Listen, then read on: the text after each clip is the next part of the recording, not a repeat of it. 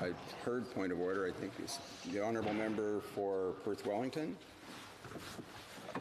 Thank you, Mr. Speaker. I rise on a point of order related to a question of privilege. I have given the necessary 1 hour notice to the Chair of my intention to rise on such a point. Mr. Speaker, I rise on a point of privilege today related to the departure from the Liberal caucus of the honourable member for Whitby. At its heart, I believe this is a breach of privilege flowing from a violation of Section 49.8 of the Parliament of Canada Act. Allow me to explain.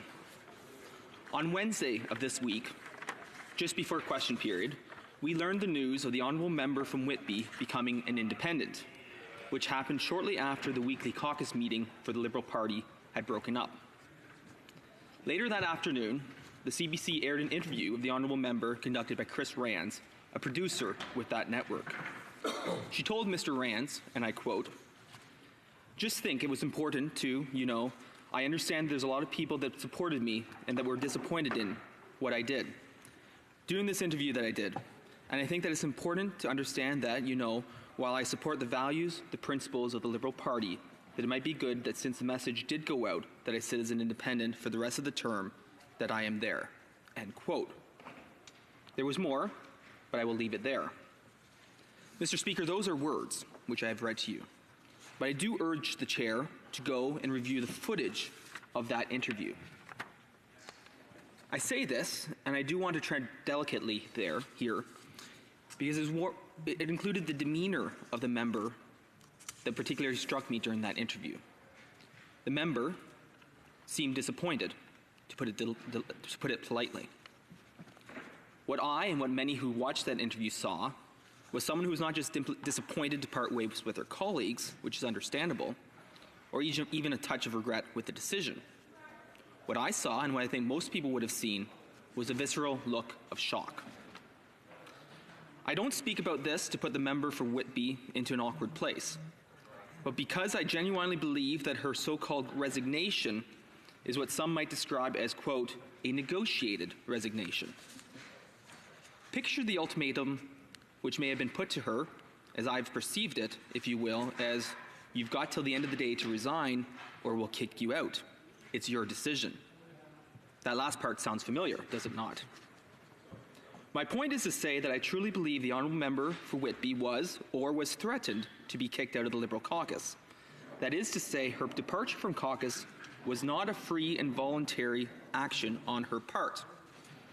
That brings me to Section 49.2 of the Parliament of Canada Act. This section provides, and I quote, "A member of a caucus may only be expelled from it if A. the caucus chair has received a written notice signed by at least 20% of the members of the caucus requesting that the member's membership be reviewed, and B. the expulsion of the member is approved by secret ballot by a majority of all caucus members." End quote. Next, I want to refer to you to portions of Section 49.8 of the Act. Quote, 49.8 sub 1. At its first meeting following a general election, the caucus of every party that has a recognized membership of 12 or more persons in the House of Commons shall conduct a separate vote among the caucus members in respect of each of the following questions. A. Whether Sections 49.2, 49.3, and 49.3 are to apply in respect of the caucus. 3. The vote of each caucus member in each vote is to be recorded. 4. The provisions referred to in each of paragraphs 1A to D apply only if majority of all caucus members vote in favour of the applicability. And further, 6. The outcome of each vote is binding on the caucus until the next dissolution of Parliament. That's an end quote, and that comes from Section 49.8 of the Parliament of Canada Act. These provisions were added to the law in 2015 after the Reform Act 2014 was enacted, a private member's bill sponsored and championed by the honourable member for Wellington Halton Hills. It was a bill, in fact, which was supported by several members of the Liberal caucus who today sit in this House, including the Right Honourable Member for Papineau. It was reported by the Canadian Press on November 5, 2015, that the Liberal caucus failed to conduct the votes required by Section 49.8 of the Act. Also at the time, the Ottawa Citizen reported that, quote, rather than vote yes or no to each of the four provisions, Liberal MPs voted during their first caucus meeting on Thursday to send the issue to the party's biannual convention in Winnipeg next year, end quote. As for the vote specifically applying to Section 49.2 of the Act, the Intergovernmental Affairs Minister, who was then the government House Leader, was quoted at the time as saying, quote, do you want a discussion in caucus now of 184 people to reflect on what may be personal, sensitive family matters? That is something we weren't prepared to decide or vote on now. He goes on to say, I don't know if in all circumstances it would be appropriate or even desirable to have a caucus seize of all kinds of this personal and complicated information, end quote. With all due respect to the member, who is a veteran of this place, that is not what Parliament has, by the Act of Parliament, ordered to happen in each parliamentary caucus after each general election. Exactly. Deferring the mandatory votes to a party convention is also not an available option. Needing to bring party machinery into line is perhaps an argument to vote no to the proposals, but it is not a legitimate reason to avoid voting, which is to say, to break the law. And now, Mr. Speaker, after I had finished my prepared notes for this morning, I did come across a Toronto Star article from this morning in which the member from Scarborough-Guildwood is quoted in reflecting on those votes that did not happen. I'll quote directly from the article. Quote, asked if there had been a recorded vote, the member from Scarborough-Guildwood shook his head. Quote, nothing like that ever happens in caucus. It's very straightforward. It's consensus. Nobody ever really opposed it. End quote. And that's from today's Toronto Star article from Tonda McCharles. Again, further confirmation from a sitting member of the Liberal caucus that those four votes did not happen as required by law. Further, the honourable member from Wellington Halton Hills has written to the current Minister of Justice and Attorney General seeking clarity on whether or not the law was applied in that case. He has publicly stated that a letter would be forthcoming clarifying one way or the other. Again, this House should be seized with the fact that that letter is expected and should have matters of substance in it to the matter at hand. Going forward to the questions at hand. Because of the events of this week, these issues have rushed back to the foreground and to the matters before this House. Tonda McCharles of the Toronto Star wrote, quote, who decides who's in and who's out of Liberal caucus? Is it the Prime Minister? Is it caucus? You can be forgiven for not knowing, end quote.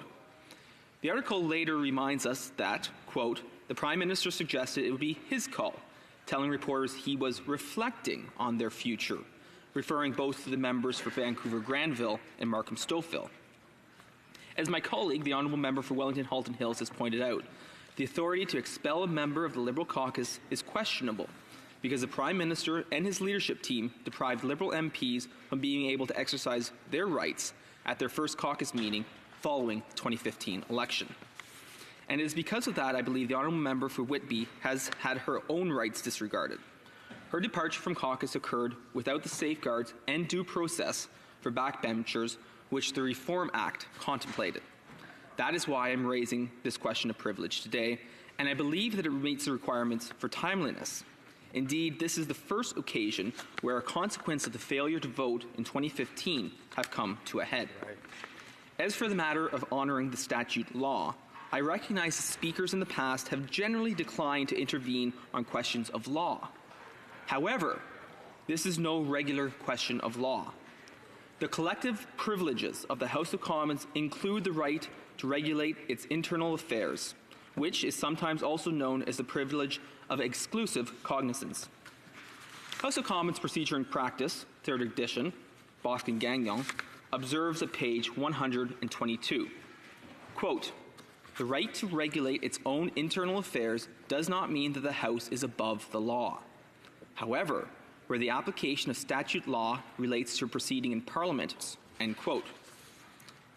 Reference has been made to this in paragraph 34 of the Supreme Court of Canada's decision in Vade v. Canada, House of Commons, which interested members can search out if they are so curious, which I know many members would be curious. At page 183 of Parliamentary Privilege in Canada, 2nd edition, it states, quote, "The privilege of control over its own affairs and the proceedings is one of the most significant attributes of an independent legislative institution. The right to regulate its own internal affairs and procedures free from interference includes the right to administer that part of the statute law relating to its internal procedure without interference from the courts," end quote. I would also like to refer the Chair to page 102 of Erskine May, 23rd edition. Quote, "Both houses retain the right to be the sole judge of the lawfulness of their own proceedings and to settle or depart from their own codes of procedure.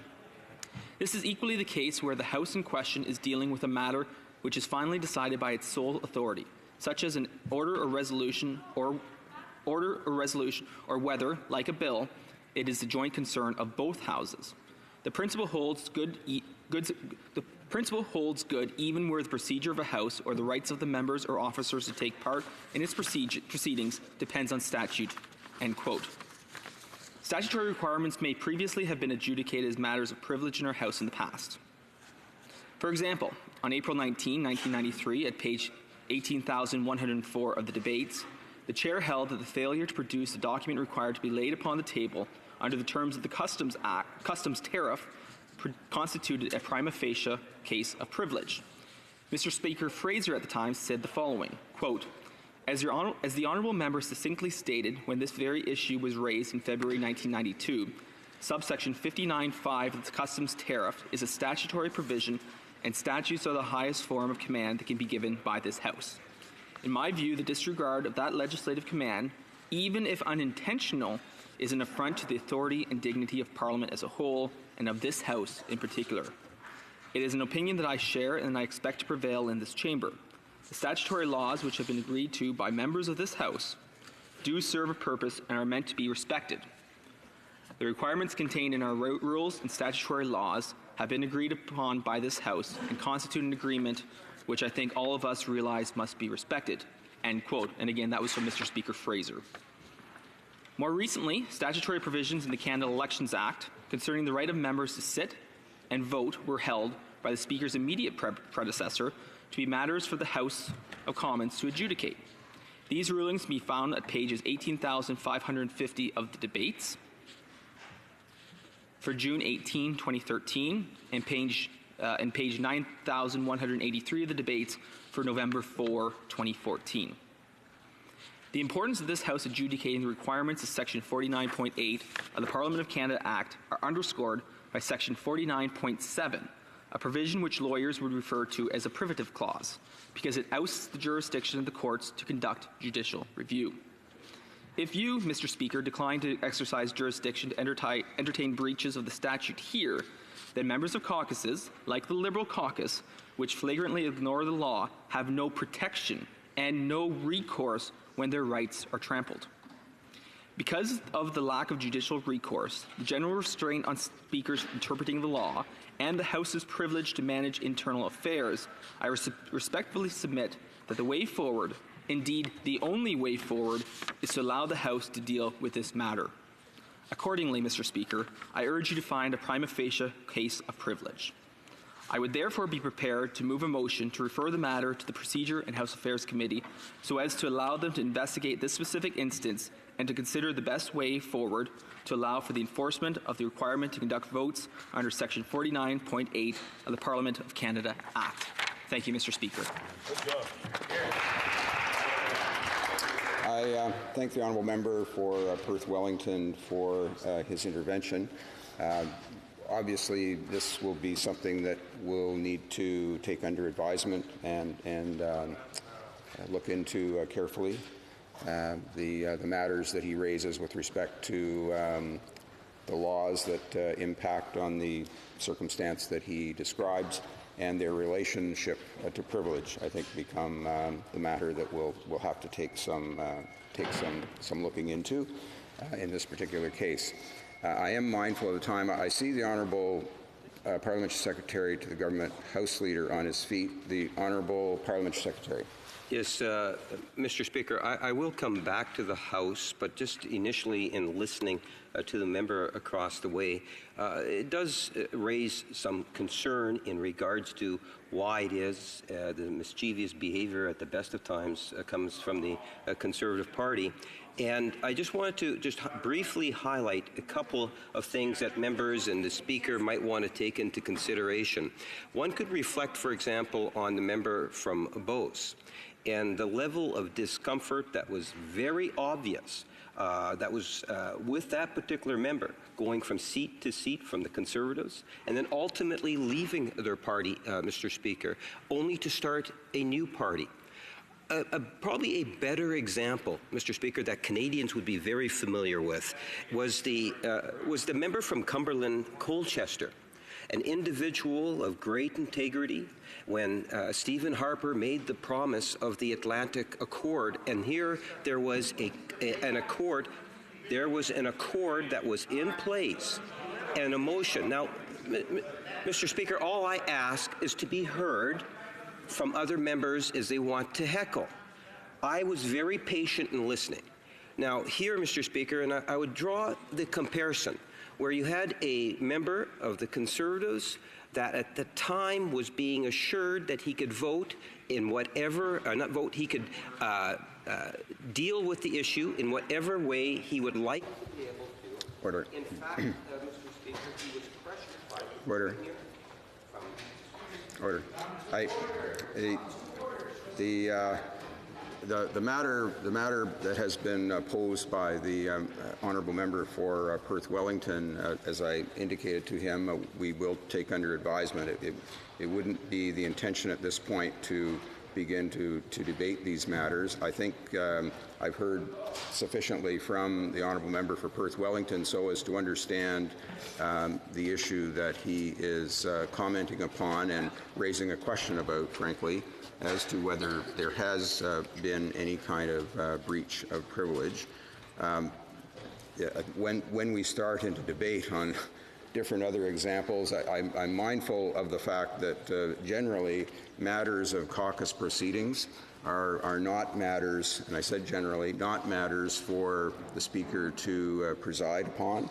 These are matters that are taken up by respective parties in their caucus. While they use the spaces here at Parliament for their proceedings, those proceedings themselves, other than the specific instances as was referred to in the Parliament of Canada Act, there is no particular jurisdiction of the Speaker in relation to those matters.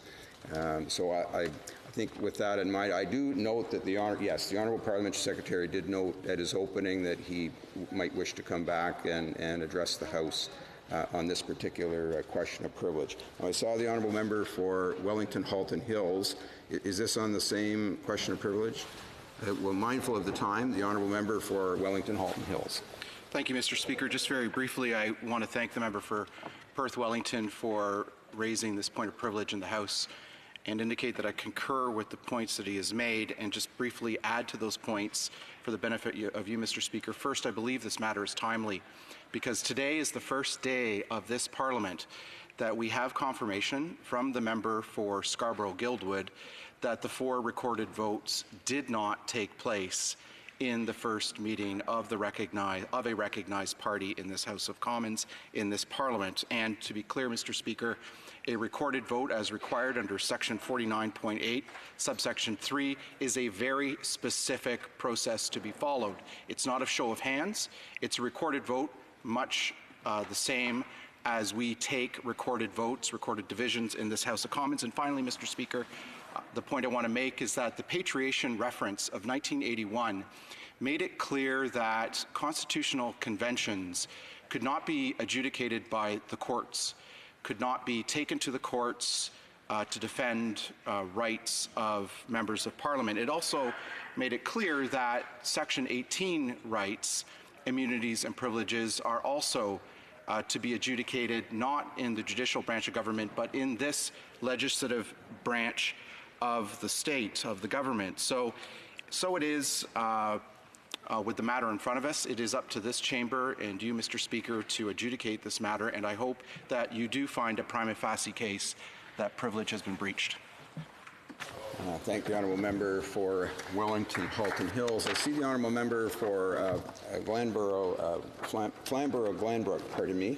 Before I get to him, j'ai l'honneur de faire savoir à la Chambre. I have the honor to say to the House that a message has been received from the Senate informing the House that the Senate has passed the following bill. In sums of money for the federal public administration for the fiscal year ending March 31st, 2020.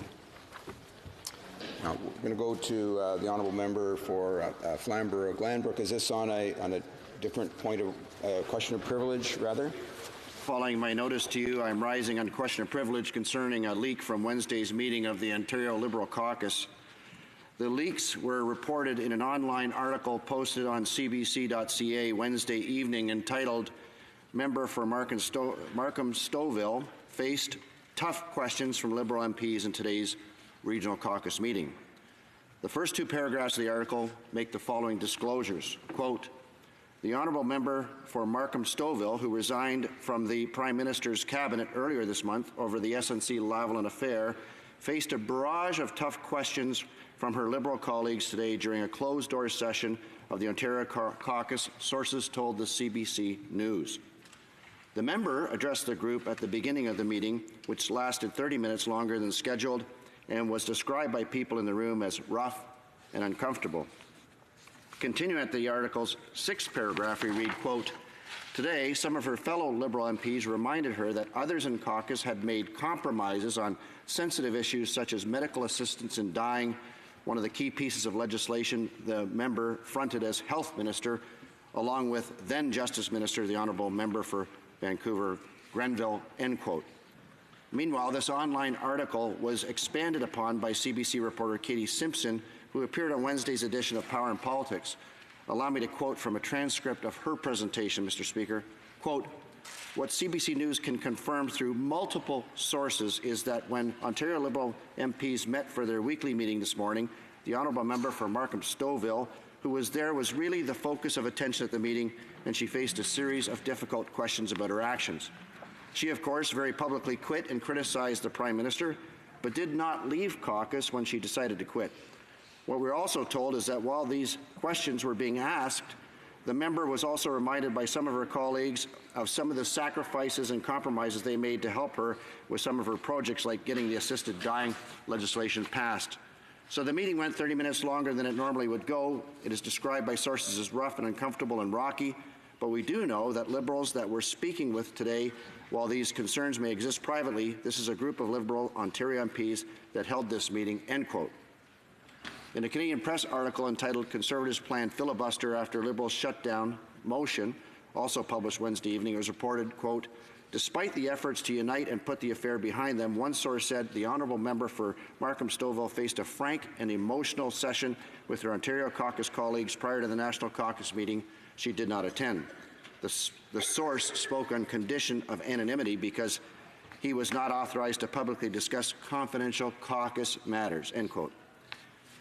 Speaker, every single one of us in this House was elected here as a member of a party. We sit or have sat in caucuses. Caucus confidentiality is the cornerstone of parliamentary life. That is something we understand clearly and something that is very valuable to me, Mr. Speaker, as the National Conservative Caucus Chairman.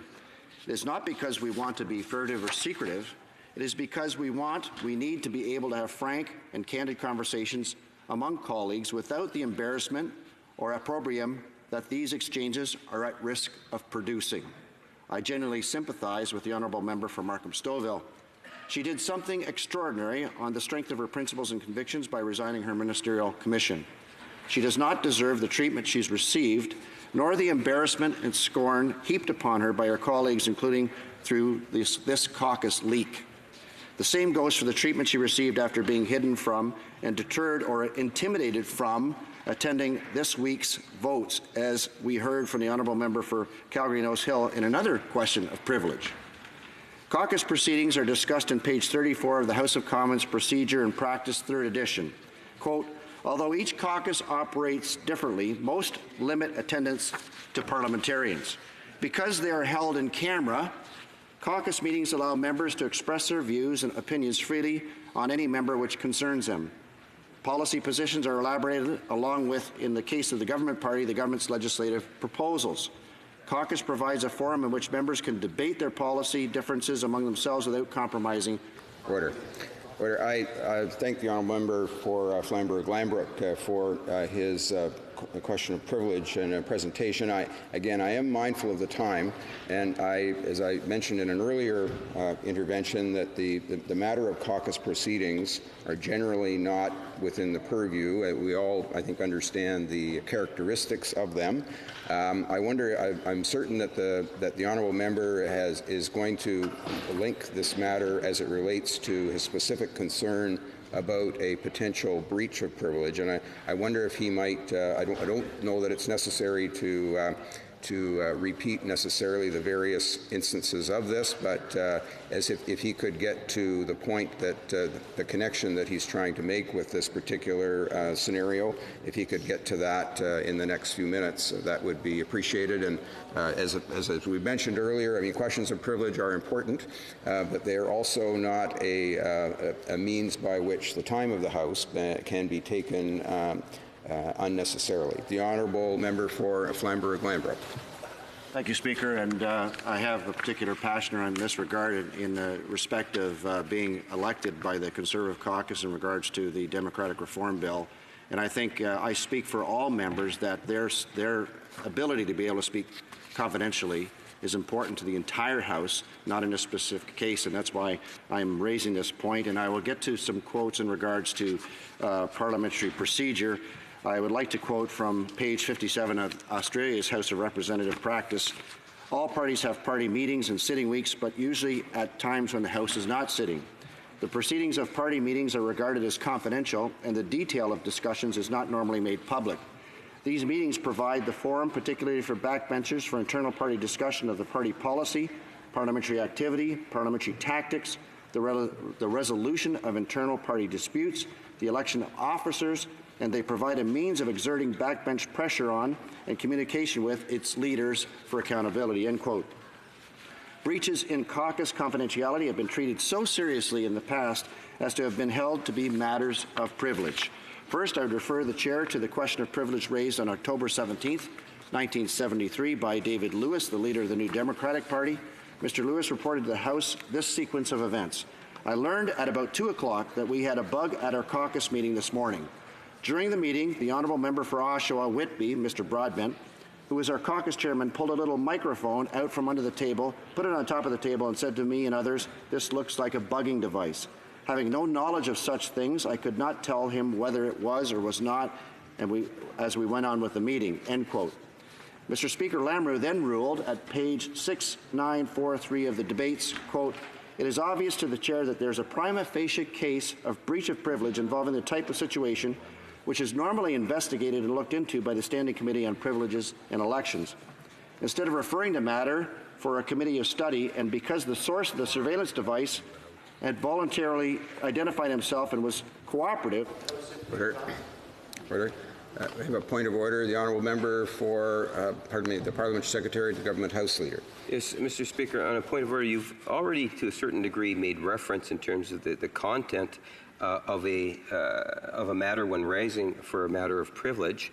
And then I would just want to add to your comments that it's important that we would like to point out to you and all members of the House that the rules around questions of privilege are very clear. They are intended to be short interventions that provide facts about an alleged breach. They are not meant to be a tool to monopolize the House's time nor to obstruct debate.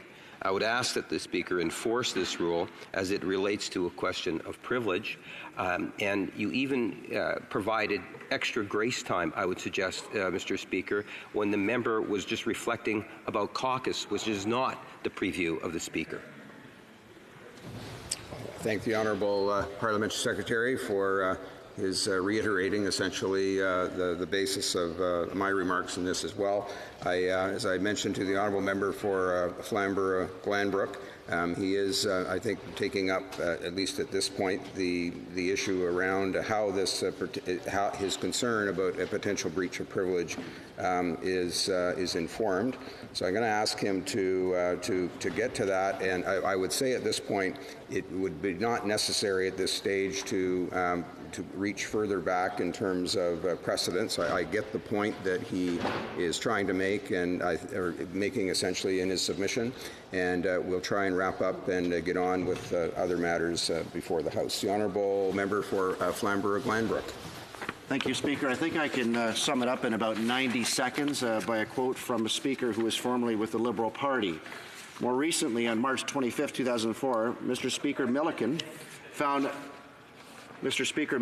a prima facie case of privilege concerning the recording, disclosure to the media, and subsequent publication of confidential proceedings in a meeting of the Ontario Liberal Caucus. In that case, the Speaker's own investigation determined that a human error had been made with respect to the broadcasting equipment present in the room. Despite learning that it was a human error, the Chair continued, quote, "The crux of the matter for the Chair is not the leak of this information, but the publication of the leaked information that is manifestly from a private meeting.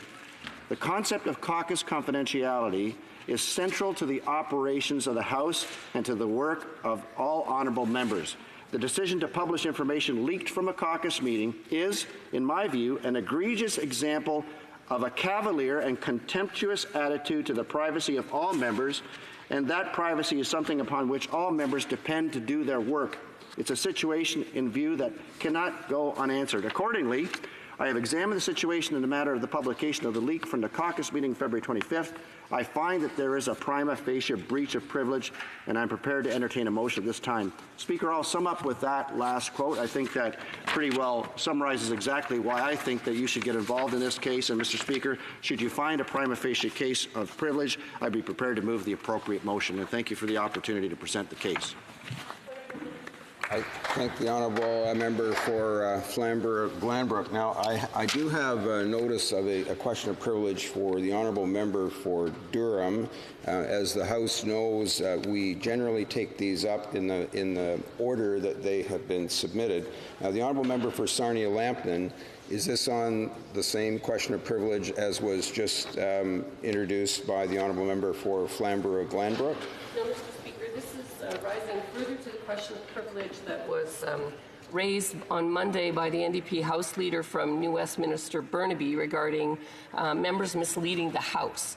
And I can assure the Chair I will not be repeating the interventions that were heard on Monday afternoon. I'll be addressing two themes. I'll be brief and concise. The first will be to offer additional evidence of the contradictions on the parliamentary record. The second will be to elaborate on an alternative angle mentioned by my own House Leader. So, as we heard previously on February 7th, the Attorney General told the House, quote, "As the Prime Minister has said earlier today, these allegations in the Globe and Mail are false," end quote. There were, of course, several variants on that answer through question period that day. Then on February 8th, the Attorney General's Parliamentary Secretary told the House, among other things, quote, "As the Prime Minister said very clearly yesterday to the journalists gathered, the allegations contained in the Globe and Mail article are false," end quote. I want to now turn to the actual allegations incorporated by the reference into these blanket denials given to the House, and now part of the contradictory evidence before the House. There are a few quotations here, which I apologize for in advance, but it's critical to establishing the contradictions given to the House. The Globe and Mail article was entitled "PMO Pressured Justice Minister to Abandon Prosecution of SNC-Lavalin." It was written by Robert Fife, Stephen Chase, and Sean Fine, and was printed on page A1 on the February 7th, 2019 edition of the newspaper. In the article's first paragraph, we learn the Prime Minister's office attempted to press the Honourable Member for Vancouver-Granville, when she was Justice Minister, to intervene in the corruption and fraud prosecution of Montreal engineering and construction giant SNC-Lavalin Group, sources say, but she refused to ask federal prosecutors to make a deal with the company that could prevent a costly trial, end quote. I think the most eloquent rebuttal here would be simply to quote the former Attorney General's own words at the Justice Committee on February 27th at page 2 of the evidence. Quote, "For a period of approximately 4 months between September and December of 2018, I experienced a consistent and sustained effort by many people within the government to seek to politically interfere in the exercise of prosecutorial discretion in my role as Attorney General of Canada in an inappropriate effort to secure a deferred prosecution agreement with SNC-Lavalin." These events involved 11 people, excluding myself and my political staff, from the Prime Minister's office, the Privy Council office, and the Office of the Minister of Finance. This included in-person conversations, telephone calls, emails, and text messages. There were approximately 10 phone calls and 10 meetings, specifically about SNC, and I or my staff were part of those meetings. Within these conversations, there were express statements regarding the necessity of interference in the SNC-Lavalin matter, the potential for consequences and veiled threats if a DPA was not made available to SNC. These conversations culminated on December 19, 2018, with a conversation I had with the Clerk of the Privy Council, end quote. For his part, the Prime Minister's longest and closest advisor, Gerald Butts, told the Justice Committee on the morning of March 6th at page 22 of the evidence, quote, "Well, I think that 20 points of contact over 4 months are not a lot of contact," end quote. But the former president of the Treasury Board, the Honourable Member for Markham Stouffville, had a different view in her recent sensational Maclean's interview, quote, "Wherever there is one attempt to interfere, or whether there are 20 attempts to interfere, that crosses ethical and constitutional lines," end quote. And now recall that the Attorney General told the House on February 7th that, quote, "The Prime Minister dealt with this matter very clearly earlier today. He stated that neither he nor anyone in his office pressured my predecessor or myself to come to any particular decision in this matter. As the Prime Minister stated earlier today, the allegations contained in the Globe and Mail article are false." The following day, his parliamentary secretary told the House, quote, "At no point has the current Minister of Justice or the former Minister of Justice been pressured or directed by the Prime Minister or anyone in the Prime Minister's office, including the individual just mentioned, Jerry Butts," quote, end quote. We now know that these denials were outright wrong. Either the Attorney General and his parliamentary secretary misled the House, or someone misled them to that end. Now, turning to the Article's 6th paragraph, we read that, quote, "Sources say the Honourable Member for Vancouver-Granville, who was Justice Minister and Attorney General until she was shuffled to Veterans Affairs early this year, came under heavy pressure to persuade the Public Prosecution Service of Canada to change its mind," end quote. At page 3 of the evidence of the former Attorney General's Justice Committee appearance, she outlined the September 17th conversation with the Prime Minister. It was a back-and-forth exchange of at least 4 rounds, which culminated in a statement which produced goosebumps. Quote, "I was quite taken aback. My response, and I vividly remember this as well." Yes, you can. The order, order, order. Order. The Honourable Parliamentary Secretary, on a point of order. Yes, Mr. Speaker, again, I would try to emphasize, in regards to matters of privilege, they are intended to be short interventions that provide facts about an alleged breach. I don't believe that there's anything new that the member has been bringing to the table. They are not meant to be a tool to monopolize the House's time, nor to obstruct debate. Mr. Speaker, I would ask that we reflect in terms of what's taken place over the last 45 minutes and maybe apply the rule accordingly. Thank 5 you. minutes ago you can. Order. 30 seconds.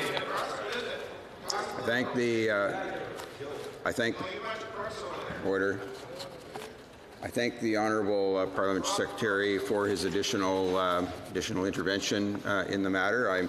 I'm waiting to hear what the Honourable Member for Sarnia-Lambton has to add.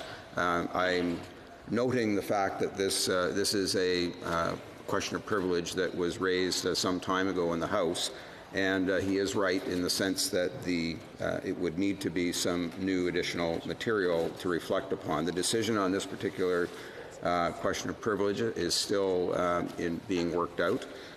So new information is in order to be received, but as the Parliamentary Secretary points out, it does need to be succinct and in addition to, and not reflecting on matters that have already been introduced in the House. The Honourable Member for Carleton, is it on the same point of order? The Honourable Member. Yes, Mr. Speaker, it seems that the government member is attempting to tell the member for Sarnia what she can and can't say. And one of the reasons we've gotten into this whole scandal in the first place is that top men in the government have been trying to silence strong women and try to tell them what they're allowed to say and what they're not allowed to say. That member has the right to raise a point of privilege and to say whatever she wants. I would add she's an extremely qualified former engineer and with a brilliant reputation in the business community. So I think the House would be wise to listen to her and let her speak. And finally, I would make the point, the member across the way would like you to think that this House works for the government. Actually, it's exactly the opposite. The government works for the House. So just because he wants to get on with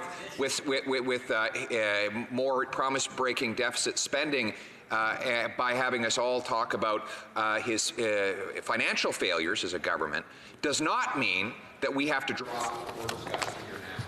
Okay, I think we've heard sufficiently there for the member for Carleton. And I recognize there are other members. We have been given notice of other questions of privileges that members wish to introduce today. I would just remind honourable members that these questions of privilege, opportunities to intervene in the usual proceedings of the House, are not opportunities for order. They're not opportunities for debate.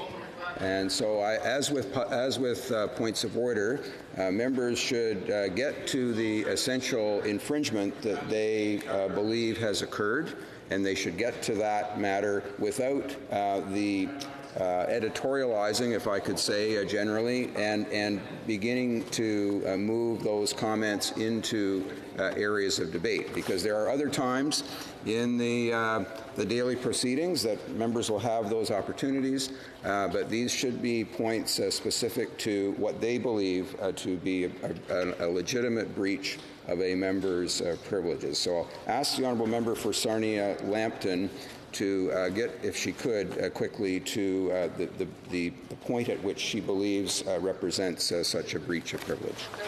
Thank you very much, Mr. Speaker. And I would point out that if you check the parliamentary record, you will find that I do not often rise on a point of privilege. I think I have only risen one other time in this whole four-year parliamentary session. And the reason I am rising on this specific point is this is egregious. We have members of parliament misleading the House. We even saw this yesterday with the voting. People couldn't even be honest about whether they were here for a vote. So what I'm going to do is continue with additional evidence that is to the point that the member from Minister Burnaby brought, and then another angle on that. So there's a quote. Okay. Meanwhile, on the morning of March 6th, Jerry Butts, the Prime Minister's ex-principal secretary, tried to spin all of this under pressure. Order. It's one of your members talking over you. Order. We won't let you speak. Pay attention, both sides. Order. I'd ask members to take their seats. It's very difficult to, we're trying to get through the matters at hand here. Members have brought positions forward that they'd like to air, and the sooner we get to that, the better. It doesn't help when we get other members talking over top of those that have been recognized to speak. I see the honourable member for Carleton. Is this on a point of order? Yes. The member for Winnipeg was just heard audibly as the member for Sarnia was speaking, saying, "You are a child." That is an insulting language, and I ask the member just do the honourable thing and quickly stand and apologize and withdraw that insulting comment. The member for Sarnia is not only an adult, but an extremely qualified and successful engineer and businesswoman. And members, of course, should always avoid those kinds of characterizations.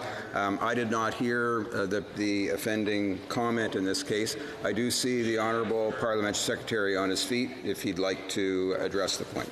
Yes, Mr. Speaker, what I had indicated was that the Conservative Party was behaving like children the other day.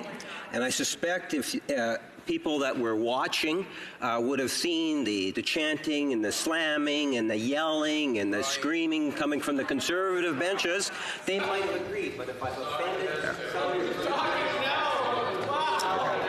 Okay. Order. this is what happens when we get into exchanging what are supposed to be points of order. As I said, I did not hear the comment with which the member for Carleton referred to, but I had hoped that the Honourable Parliamentary Secretary would come to that point and however, not introduce another point of debate. So we are in the midst of hearing a question of privilege intervention from the member for Sarnia-Lambton. I see the Honourable Opposition House Leader. Is this a different point of order? Mr. Speaker, it's regarding the apology that is required. The member from Winnipeg North admitted, he tried to say I was calling everybody childish, but Mr. Speaker, he called our colleague, the member from Sarnia-Lambton, a child. He needs to just get up and unreservedly apologize and withdraw that insulting comment for a woman who's accomplished, who is clearly an adult and is doing the mature thing right now, doing her job. So he shouldn't be qualifying it, and if someone felt or experienced it differently, just stand up and apologize like a man should. We're not going to entertain any more debate on this point. I see the Honourable Parliamentary Secretary on his feet. Honestly, I'll refer back to an earlier comment I made.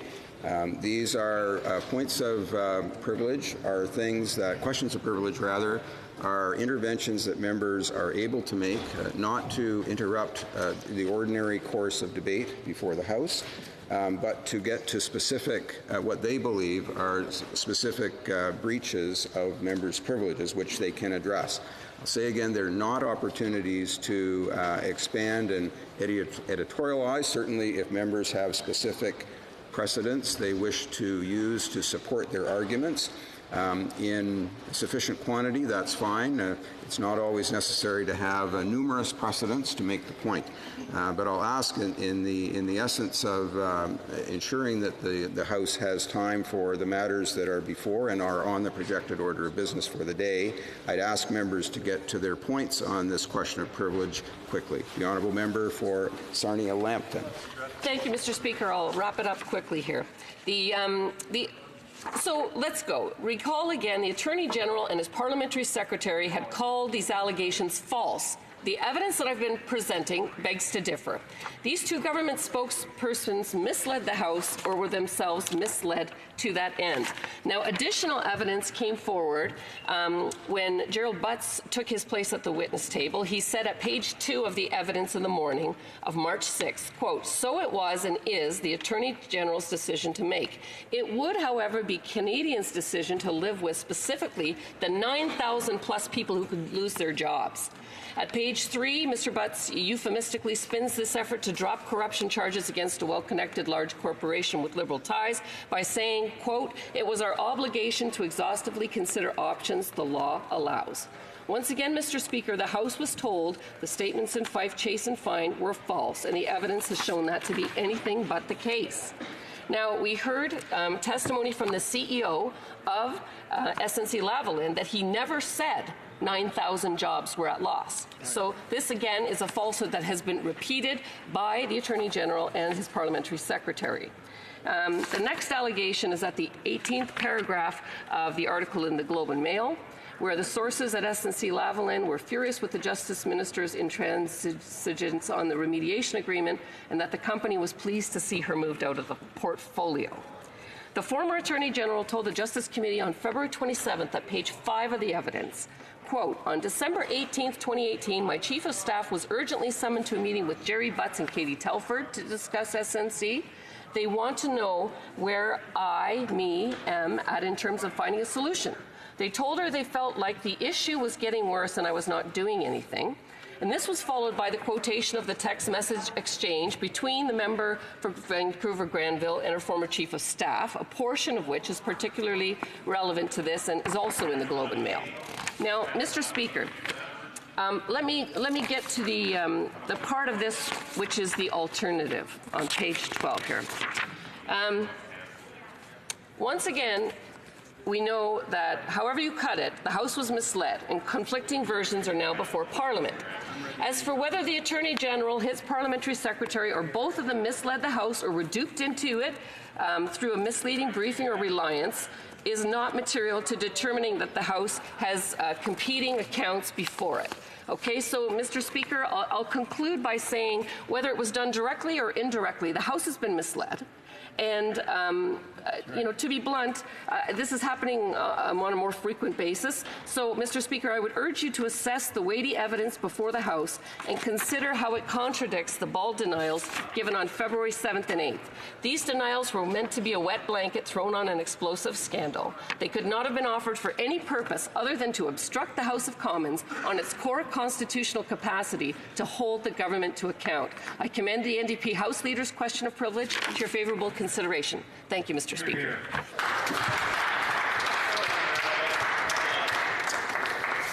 Okay. Orders of the day. The Honourable, this was on a question of privilege. Okay, I didn't see anyone rising. My apologies. I should have gone to the Honourable Member for Durham. I recall that he did provide a notice for a question of privilege. We'll get him started with now. It'll only be about 5 minutes, and then we'll have to interrupt for the statements by members. The Honourable Member for Durham. Thank you, Mr. Speaker. I would ask for your indulgence for more of that. I do think points of parliamentary privilege filed under Section 48(2) would trump member statements. Parliamentary privilege, as you know, Mr. Speaker, is both individual and collective. So my parliamentary privilege as Member of Parliament, as the Shadow Minister for Foreign Affairs, has been breached, as has the parliamentary privilege of collectively every single member of the House of Commons to deliberate, debate, and legislate in accordance with their parliamentary function, in accordance with what their constituents sent them to Ottawa to do, Mr. Speaker.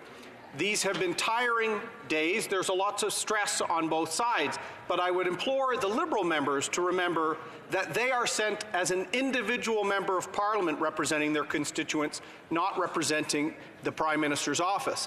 My privilege and the collective privilege of this chamber has been impeded in both debate, in committee inquiry, in question period responses, and in voting, Mr. Speaker. So it's an extensive breach of parliamentary privilege. I would remind the Chair and this House that this privilege is absolute, going back to 1689 and to our Constitution Act 1867. In fact, solicitor-client privilege, which has been the subject of discussion in recent weeks in relation to the member from Vancouver-Granville, is superseded by parliamentary privilege.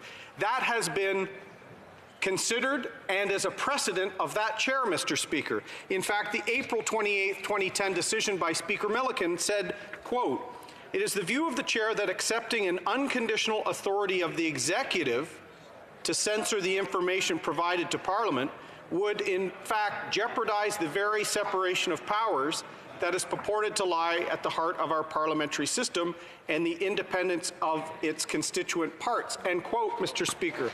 That was Speaker Milliken saying that national security, confidentiality of the highest levels cannot stand in the way of any member of Parliament in this chamber exercising their privilege as a member. That was recently reaffirmed in Westminster, Mr. Speaker, with the decision in the matter of Lord Hayne in 2018, where public interest and parliamentary privilege superseded court injunctions, Mr. Speaker. So this is fundamental. Solicitor-client privilege is secondary to parliamentary privilege, Mr. Speaker. And I would note that Justice Lemaire, as he then was in the Descoteaux decision of the Supreme Court of Canada, confirmed this. There is the legal ability under law to insert itself into the solicitor-client confidentiality relationship. That's important to understand because certainly the member for Vancouver-Granville takes that responsibility as a lawyer seriously. But the two things we can take from the decision of Justice Lemaire is the law gives authority to intercede into solicitor-client privilege. It should be done narrowly, but in his words, quote, "to the extent absolutely necessary in order to achieve the ends sought by the enabling legislation." In this case, Mr. Speaker, the enabling legislation is our Constitution. My parliamentary privilege, our collective parliamentary privilege, is impeded by the executive, the Prime Minister's office, persistence in limiting the waiver of privilege, Mr. Speaker. So the member from Vancouver Granville wants to speak further. The Prime Minister not allowing her, but this Parliament can allow her, Mr. Speaker. I'd remind members that why is the member, I've seen some of her own colleagues criticizing her, Mr. Speaker. Mr. Speaker, I'd ask for your indulgence for 2 more minutes of my presentation. The Law Society of Ontario Guidelines of Professional Conduct, Mr. Speaker, recognize that privilege... Point of order. Order. Order. Order. Order. The Honourable... You should stand and speak. Whose name? We're going to interrupt for the time being, and we'll get back to the Honourable Member for Durham immediately after question period and routine proceedings later this day. When we get back to regular matters of business. But we'll come right back to the Honourable Member for Durham. I'd ask the indulgence of the House for proceeding now at this time to statements by members, and we'll start with the Honourable Member for Winnipeg North. Thank you, Mr. Speaker. You know, imagine, if you will, leaving your son, 17 years old, about to graduate at Tech Vox School in the North End, downtown Winnipeg, at home, when someone starts banging on the door and busts through. Recently, we had a home invasion. And the sad reality of that particular home invasion saw a wonderful, beautiful young man of 17 years old with so much potential. As a direct result of that invasion, met his death, Mr. Speaker. The community has been grappling with the family, a family that I have known for many years. Imelda and Jaime Aldo are wonderful, truly genuine, generous individuals. Family and friends have been pouring their love and prayers and condolences to the family. I wanted to make a commitment to the family and the community that has come together at this very tragic moment, that I will continue to work with others in an apolitical fashion to ensure that Jim Boy's death will not go unnoticed. The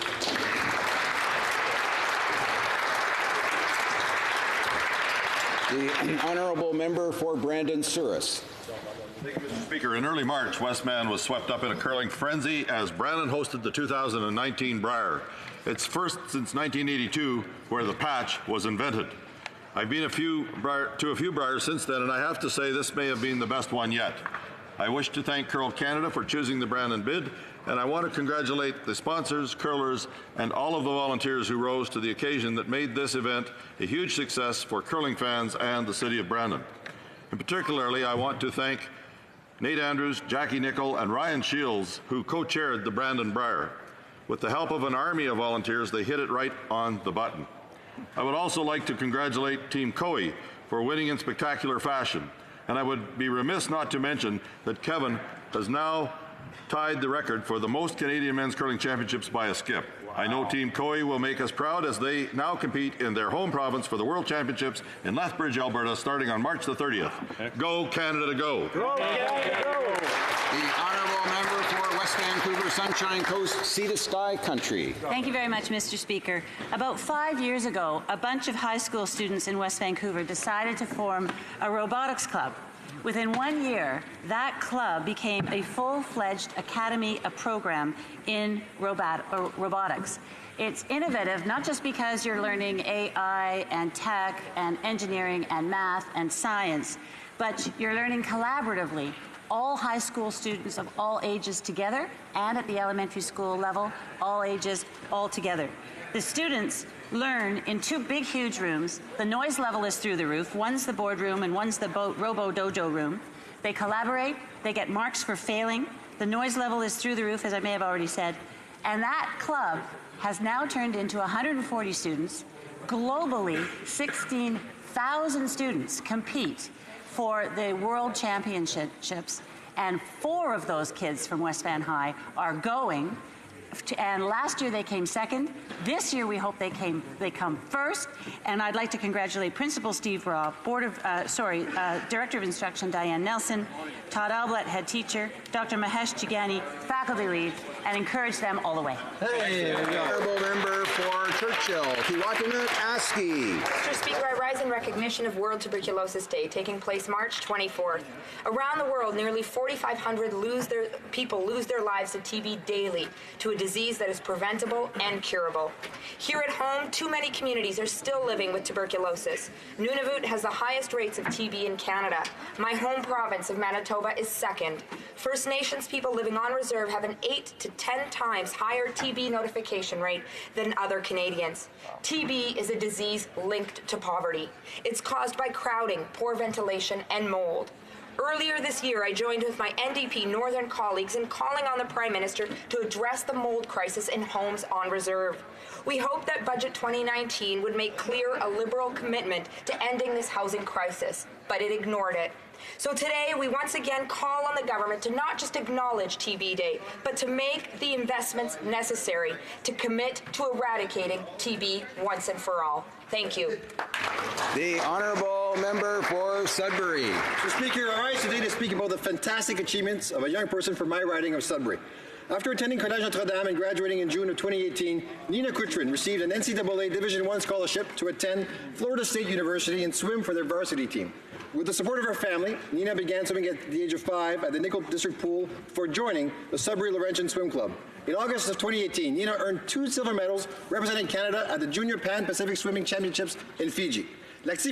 Physical exercise is an important pillar that underpins Canadian culture. Nina's hard work and unrelenting passion are inspiration for us all. Our community is proud of Nina, and we look forward to witnessing her brilliant future. Competing at the 2019 Women's Swimming and Diving National Championships in Austin, Texas. Nina, not only do you make Sudbury proud, but you make Canada proud. Thank you, Mr. Speaker. For Caribou, Prince George. Mr. Speaker, last Sunday on St. Patrick's Day, Special Olympian Linda Renner brought pride to my riding of Caribou, Prince George, and indeed our entire country. Competing for Team Canada at the 2019 Special Olympics World Summer Games in Abu Dhabi, Linda struck gold, bowling over the competition as she captured the women's singles championship. But, Mr. Speaker, Linda wasn't finished there. She added another gold medal and a silver medal to her tally. At 56 years of age, Linda's dedication to her family, her community, her sport is second to none. To quote her coach, Tracy Cole, she is such a positive and committed athlete. Mr. Speaker, Linda is representing our country for the second time on the international stage, as she also competed at the 2015 Special Olympics World Summer Games, where she brought home a silver medal as well. Mr. Speaker, the Special Olympics motto is "Let me win." But if I cannot win, let me be brave in the attempt. Linda, you've made us all so very proud. Thank you for being an incredible ambassador to our country, to our community, and to your sport. Go, Linda. The honourable member for Miramichi, Grand Lake. Thank you, Mr. Speaker. Mr. Speaker, 40 kilometers southwest of Miramichi, there is a small community with a big heart called Renews. This year, Renews and the Tom Donovan Arena have made it to the Final Four in the campaign to become the next Kraft Hockeyville.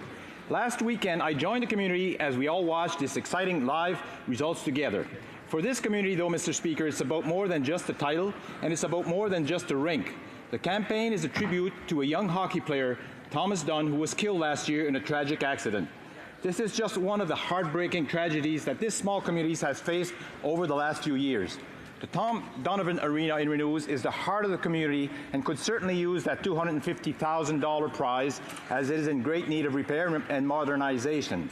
Mr. Speaker, on March 29th, I invite all my colleagues to go online and vote for the community of Renews and the Tom Donovan Arena to be the next Kraft Hockeyville in memory of Thomas Dunn. Thank you, Mr. Speaker. The honourable member for Ottawa, Vanier. Mr. Speaker, since 1969, our country has been dedicated to enriching the lives of Canadians with a disability through transformative power and joy of sport. Our government continues that commitment by ensuring we support all of our athletes of all ages and abilities, from the playground to the podium. Over the past 2 weeks, 109 of our Special Olympic athletes participated in the Abu Dhabi Games, and yesterday they wrapped up. I'd like to congratulate all our wonderful athletes who persevered and who represented Canada. Inspire all of us each and every day. Know that your country is proud of you. On behalf of all parliamentarians, congratulations and welcome home. Bravo. The honourable member for Edmonton Manning. Speaker, this Sunday, March 24th, is the World Tuberculosis Day, and I invite you and all members to wear the pin and help raise awareness about this terrible disease. Last year, the World Health Organization reported that 10.4 million people fell ill with TB, and there were 1.8 million TB deaths in 2016, making it the top infectious killer worldwide. While many people think of TB only in the least developed nations, there are about 1,600 new cases of active TB reported in Canada every year, primarily amongst newcomers and Indigenous communities. The issue is not finding a cure.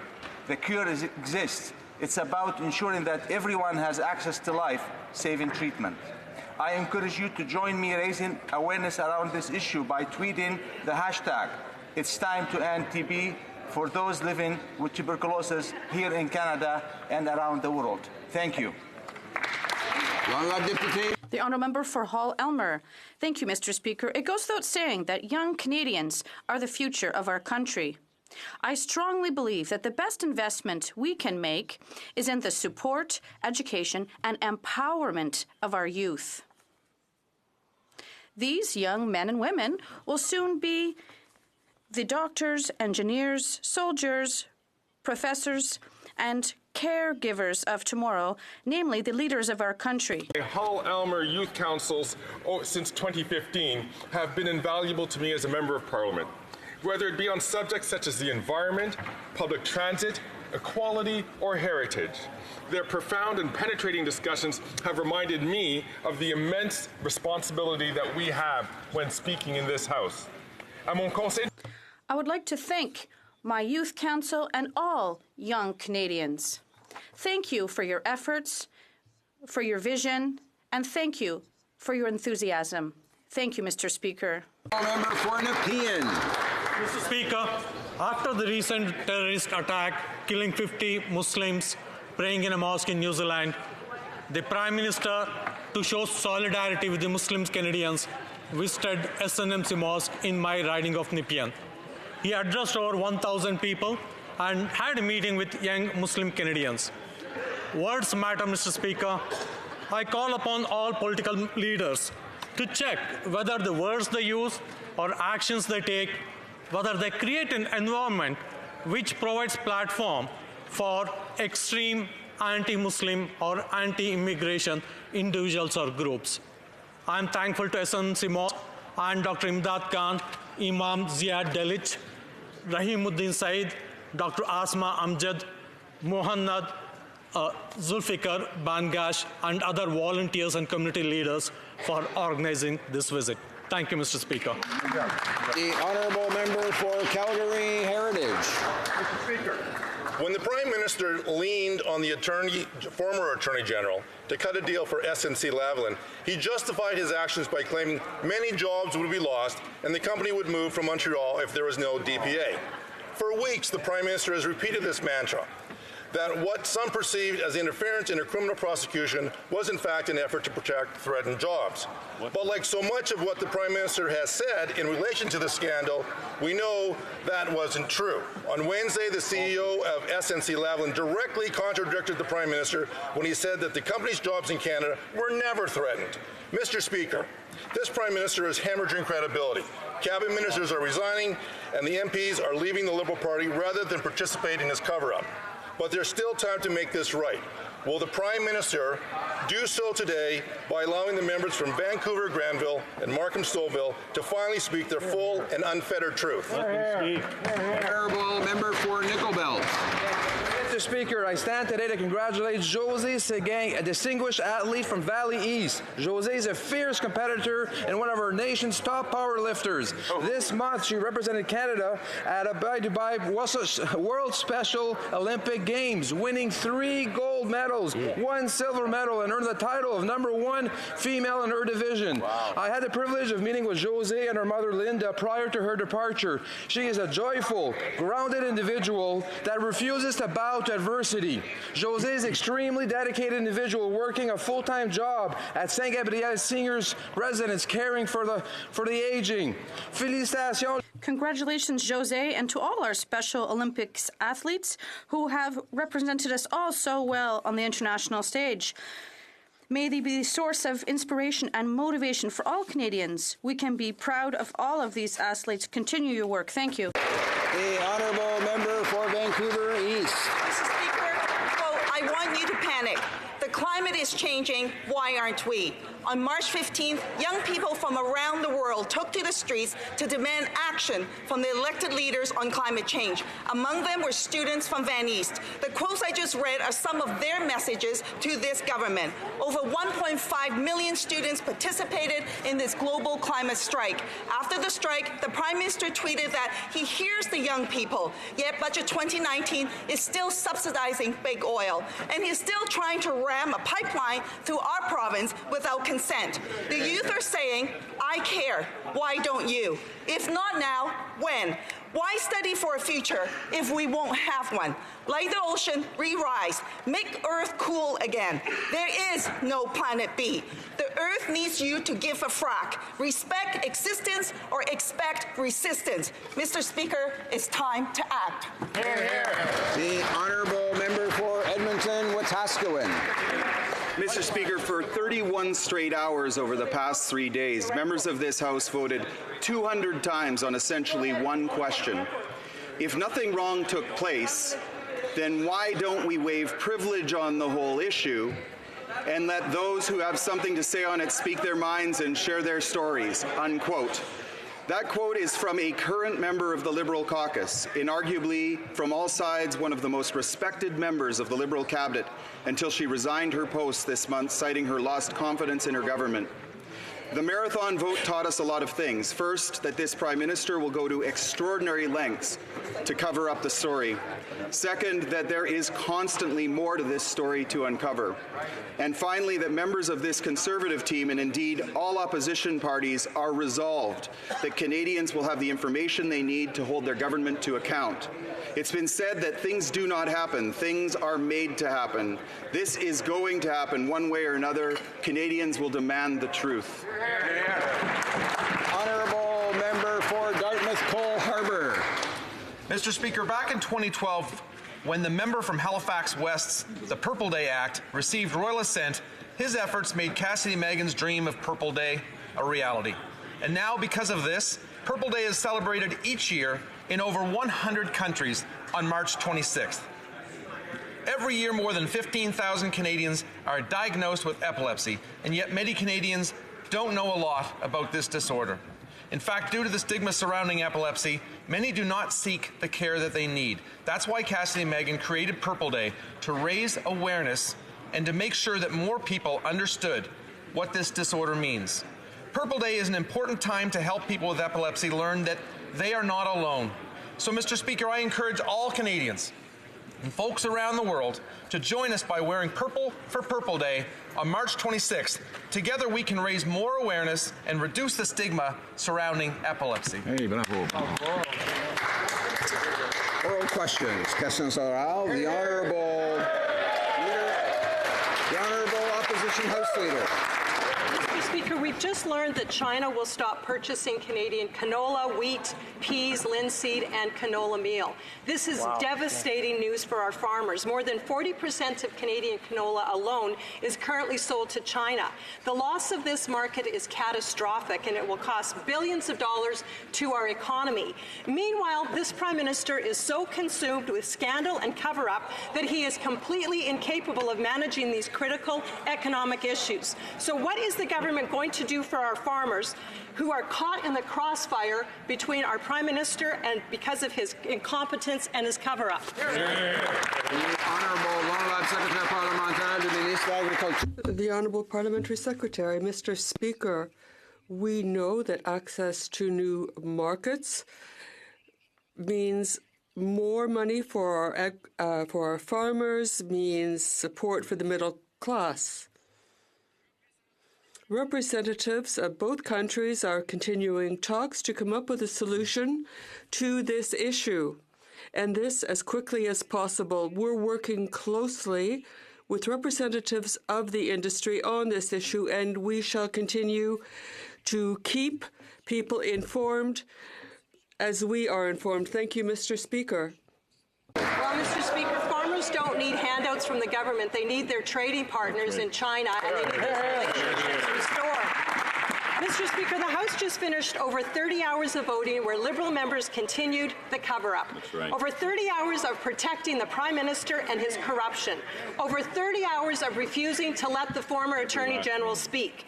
If these are the lengths that the Prime Minister is willing to go to stop the truth from being told, then what he is hiding must be absolutely terrible. Yeah. And if he has nothing to hide, then why doesn't the Prime Minister come clean with Canadians and stop the cover-up? Honourable Government House Leader. Mr. Speaker,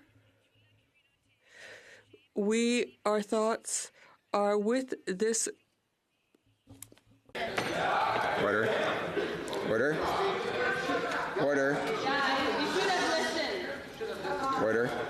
We have limited time for question period, as members know, and these extra interventions delay and possibly remove questions from what might be intended otherwise. I'd ask honourable members to keep quiet while other members are answering questions that have been posed. We're going to go back to the Honourable Government House Leader to finish up her response, and then we'll continue. Okay? Mr. Speaker, I'd like to start that our thoughts are with the Father Paul Grove and about everything that happened at the Saint-Joseph Oratory. Police are investigating, and we are following developments closely. Let's not let Canadians be mistaken. That was 31 hours of Conservatives denying funding to services that Canadians benefit from. Mr. Speaker, I have no problem being up all night to fight for Canadians. That's what we'll do. I will tell you that. The Honourable Opposition House Leader. Well, Mr. Speaker, Canadians were watching last night and throughout the 31 hours, and they saw exactly what this Liberal government with these Liberal caucus members were doing and the cover-up that the Prime Minister continues. In an exclusive interview with Maclean's, the former president of the Treasury Board said that there's much more of this story that needs to be heard. Canadians do deserve to know the truth. So even after the former president of the Treasury Board said more needs to be heard, the Prime Minister continues to cover up. When will he stop the cover-up, allow these former members to speak with, and waive the client privilege that he has put on them? Stop the gag order. Let them speak. Honourable Government House Leader. Mr. Speaker, Canadians should get to hear, and that's exactly why the Prime Minister waived solicitor-client privilege as well as cabinet confidence. Mr. Speaker, Canadians should get to hear, and that's why the Justice Committee actually brought witnesses. They will continue to chirp. They will not let me speak because they know, Mr. Speaker, that the institutions are intact in Canada, that they know that the Justice Committee is doing their work. Mr. Speaker, Conservatives should stop playing politics and get to work.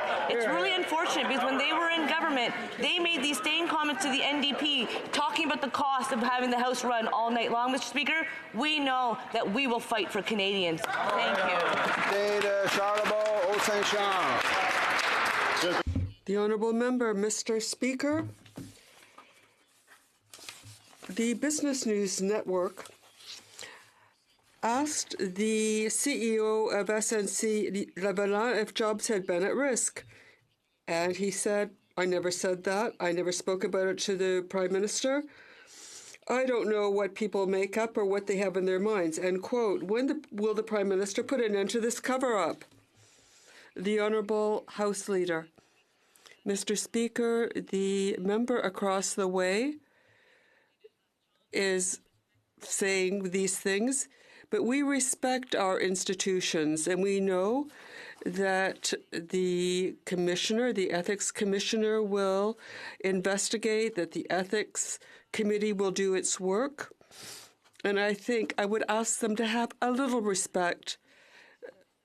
But we on this side, we do respect these institutions and their work. Thank you, Mr. Speaker. The honourable member. Well, with respect, Mr. Speaker, we do respect the intelligence of Canadians, which the present government does not.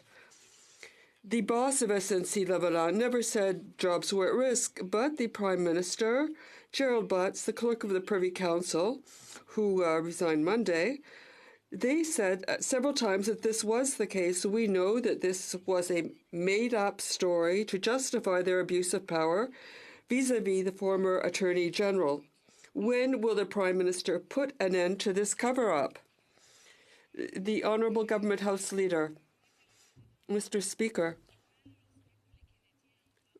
if one respects Canadians, one should know that the Prime Minister did waive solicitor-client privilege so that the former Attorney General could say what she had to say. And this is why the committee, the Justice Committee, sat in public so that Canadians could hear this. But Conservatives are mixing things up, and their actions do not match up with their words. Thank you.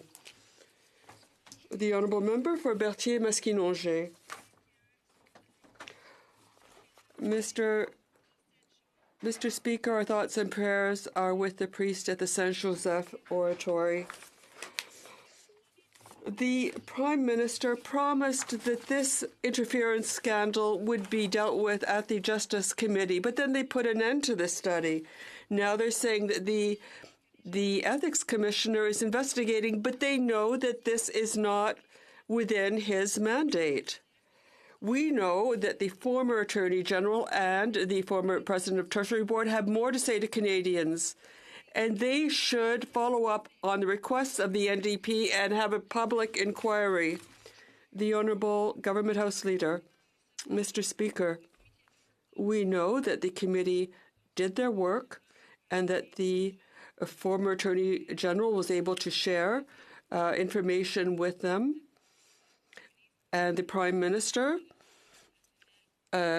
waived solicitor-client privilege and cabinet confidentiality. But we, on this side of the House, we have various responsibilities. And if there are changes or losses of job, the Conservatives will be the first ones to say we didn't do what we should have done. We take our responsibilities very seriously and will continue to do so.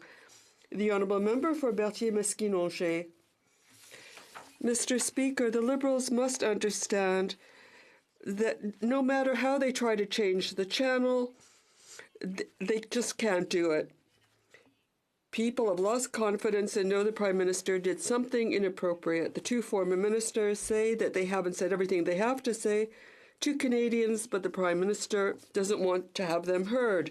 People need the truth. Canadians deserve the respect of the Liberal government, and the Liberals must launch a public inquiry. Will they do so, yes or no? The Honourable Government House Leader. Mr. Speaker, the members who sit on the Justice Committee have done their work. The Ethics Committee will do its work. It was the Conservatives who sit on the Justice Committee. They thought that they wouldn't have meetings with the former minister, but they did. And several important witnesses testified. We have trust in our system, and we know it works. Thank you, Mr. Speaker. Thank you, Mr. Speaker. The Prime Minister and his office have been accused of interfering in the most important and serious prosecution of corporate corruption in modern Canadian history. They've had a slew of high-profile resignations over the issue. And yesterday, the former Treasury Board president clearly stated, and I quote, "There's much more to the story that should be told." She went on to say there's been an attempt to shut down the story.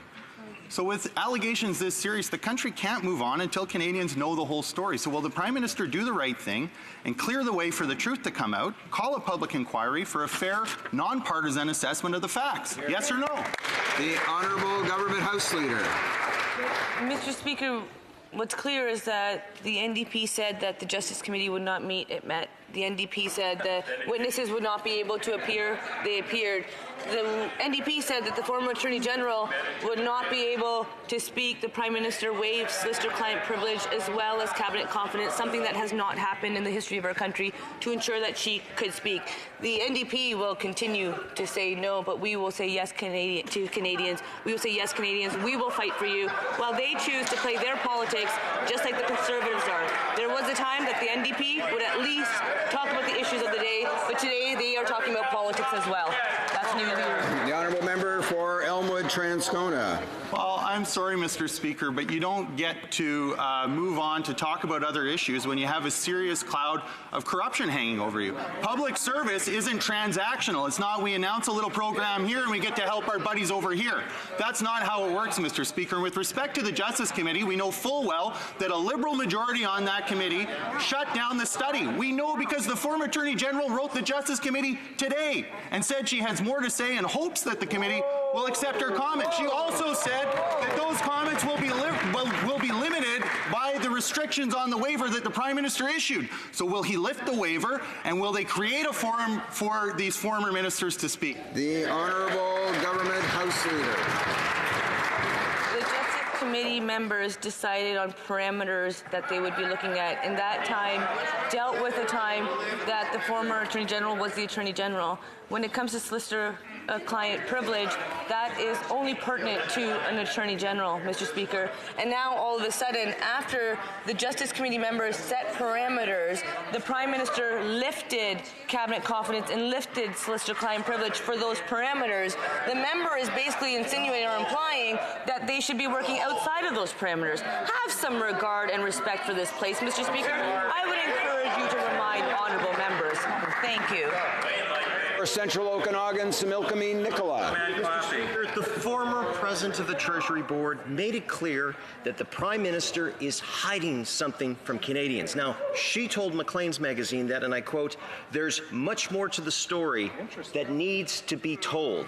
The Canadian people deserve to know the truth and to hear that story. The cover-up, Mr. Speaker, must end. Will the Prime Minister allow the Ethics Committee to conduct a public investigation into his corruption scandal? Yes or no?" The Honourable Government House Leader. Mr. Speaker, when you listen to the opposition, you know that they have different approaches and styles, and that's because when it comes to the way they function with their members on these committees, it's because they've always believed in a centralized system. When it came to the former government, Stephen Harper's government was the most centralized PMO. It was the most controlling Prime Minister's office, and we committed to Canadians that we would do government differently, and that's why they cannot comprehend that members are able to make choices, and they cannot comprehend that members might have differences of opinions. We on this side, we're okay with that. The Honourable Member for Carlton Trail, Eagle Creek. Order. The former president of the Treasury Board made jaw-dropping statements that confirm the Prime Minister is hiding details on the SNC-Lavalin scandal. She said, and I quote, "We actually owe it to Canadians as politicians to ensure that they have the truth. The Prime Minister's talking points are misleading. Canadians deserve the truth. The cover-up must end. Will the Prime Minister allow the Ethics Committee to conduct a public investigation into his corruption scandal?" Honourable Government House Leader. Mr. Speaker, Canadians are watching, and they're noticing that every single day the members of the opposition read their questions that are provided to them by the leader of the official opposition. They talk about talking points, Mr. Speaker. They are spitting out those talking points pretty well that their leader's office is providing them. But on this side, Mr. Speaker, we know that members are having tough conversations, and they will always yell over me. They say that people should be able to speak, people should be able to have a respectful workplace, but that is not something they provide. The Honourable Member for Lévis-Lotbinière. Order, please. Mr. Speaker, It seems we haven't seen the end of our troubles with the saga of the Liberal scandal. We've begun a new chapter, in fact, and Canadians have lost all confidence in the Liberal government. It is very troubling that the former President of the Treasury Board said there was a lot that remained to be said in this matter. Mr. Speaker, will the Prime Minister continue imposing his say-nothing policy, or will he allow the former President of Treasury Board to speak and put an end to this cover-up? The Honourable Government House Leader. Mr. Speaker, the Prime Minister did waive privilege and cabinet privilege so that the former Attorney General could testify at committee. Canadians are watching our conversations here. They're watching our debates, and they don't want Conservatives to vote against measures that will help them. We trust that the Conservatives would have cut these programs, and Canadians know that their intention is not to see our economy go forward, but to cut programs that would benefit Canadians. The Honourable Member for Lévis-Lotbinière. Mr. Speaker, an inquiry by the Ethics Committee is necessary to get to the bottom of this. The former Attorney General and the former President of Treasury Board still have a lot to say to Canadians. Mr. Speaker, our country is losing all credibility internationally through this cover-up. Will the Prime Minister allow the Ethics Committee to conduct a public inquiry into this corruption scandal?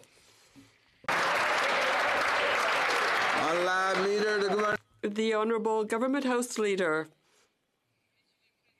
Mr. Speaker, what a performance. I think it's rather repetitive for the member across the way. We on this side of the House, we will continue to work for Canadians. We know that the Ethics Commissioner will be investigating. We have confidence in the Commissioner, and we on this side of the House will continue to work for Canadians to make sure they have the programs that they need. We're working for Canadians, but the Conservatives are just doing petty politics. Prime Minister and his team repeatedly and inappropriately pressured the former Attorney General to drop bribery charges against SNC-Lavalin, claiming 9,000 jobs were at risk. However, the CEO of SNC-Lavalin said that about the 9,000 job number, quote, "That's incorrect, and we've never said that."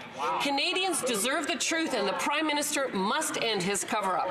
Will the Prime Minister allow the Ethics Committee to conduct a public investigation into his corruption scandal? Yes or no? Or no? The Honourable Government House Leader. Mr. Speaker, it's interesting because that is one of the very members that believed that the Justice Committee would never meet, and the Justice Committee was meeting, and the Conservatives and that member, they were saying that witnesses would never get to appear at the Justice Committee, but Canadians got to see for over 5 weeks, which is longer than most legislation is even studied in committees, that witnesses were appearing. That member and the Conservatives said that the former Attorney General would not get to speak because they know that when Stephen Harper was in government, he would not have waived solicitor-client privilege. Mr. Speaker, this Prime Minister did waive solicitor-client privilege, did waive cabinet confidence, because that is what we committed to. Honourable Member for Barrie Innisfil. And he would have put the corporate... What the last 30-plus hours of voting has shown Canadians is that the Liberals will go to any lengths to keep up the Prime Minister's corruption cover-up. They've shut down the Justice Committee, intimidated the former Attorney General, bullied the former President of the Treasury Board, and have members of the Liberal caucus doing his dirty work. Wow. Will the Prime Minister finally end the cover-up and allow the Ethics Committee to investigate, including from hearing all of those who've been named in his corruption scandal? Here. The Honourable Government House Leader. Mr. Speaker, we know that the Justice Committee studied it. We know that the Conflict of Interest and Ethics Commissioner is investigating this matter. We know that there's an ongoing court case, Mr. Speaker. I have confidence in the institutions.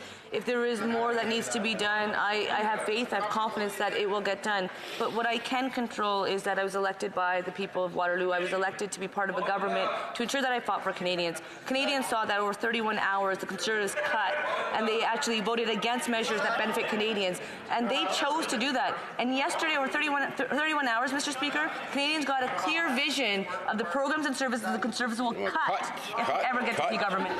The honourable member for Vancouver East. The former Attorney General just wrote to the Justice Committee and is trying to find a way to tell her whole truth. The Liberals kept changing their story. First, the former Attorney General was difficult to work with. Then it was simply that she interpreted it differently. Now the Liberal machine is trying to convince Canadians that both ministers who resigned due to lack of confidence in this Prime Minister can say whatever they want in the House and be protected by parliamentary privilege. We went through 31 hours of votes yesterday, and they won't let her speak. Once and for all, will the Prime Minister completely waive privilege and cabinet confidence? The Honourable Government House Leader. Mr. Speaker, we know that the Attorney General was able to appear at the Justice Committee, and that's because the Prime Minister waived solicitor-client privilege, and that's because the Prime waived cabinet confidence. And should there want to be submissions and so forth, as we see these conversations take place in public, and it's interesting because the opposition seems to be very concerned, but we have confidence in the systems, and we know that if they want to submit information, that they should be able to, because Canadians do deserve to get to know. And when the Prime Minister said that Canadians should get to know, these meetings took place in public so that they would get to know. I encourage Canadians, Mr. Speaker, to look at the records of the members that voted over the last 30 years. The Honourable Member for Vancouver East. Sorry, it's because the former AG wants to tell her whole truth. What part of that doesn't the government get? No one is buying the government's talking points. The Liberals shut down the Justice Committee. They're moving heaven and earth to prevent Canadians from learning the truth. The former AG hired legal counsel to advise her on what she can and cannot say. Unlike the Prime Minister, she is not willing to break the law. The former Treasury Board President made it clear. Liberals assume that the best interests of Canadians are their own political interests is one and the same. Is that the real reason why the Prime Minister won't call a public inquiry?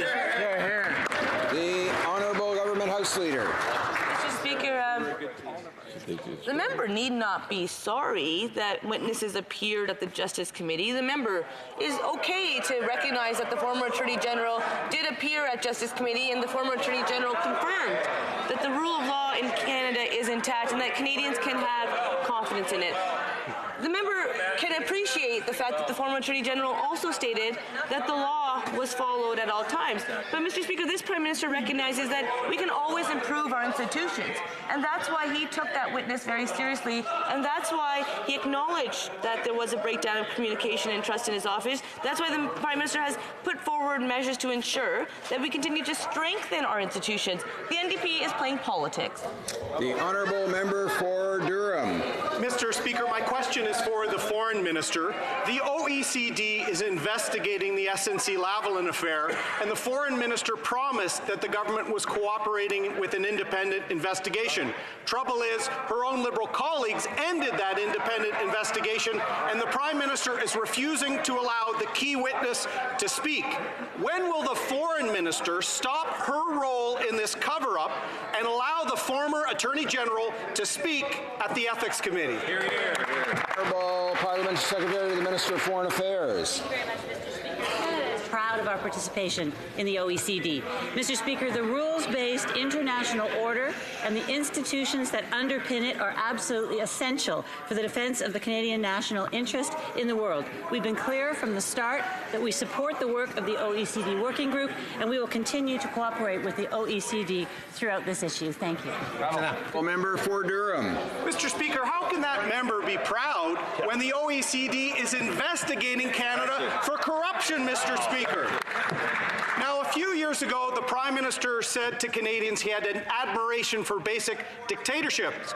Now he's running one, Mr. Speaker. When will the minister live up to her lofty language about the international rules-based order and demand that the Prime Minister pay attention to domestic rules of order. The Honourable Parliamentary Secretary to the Minister of Foreign Affairs. Thank you very much, Mr. Speaker. I think it's very evident that our government, under the leadership of this Prime Minister, has reinforced Canada's interest in the multinational rules-based order. We're proud of our work with the OECD. We're proud of the work we've been doing in Syria, which I just returned from last week.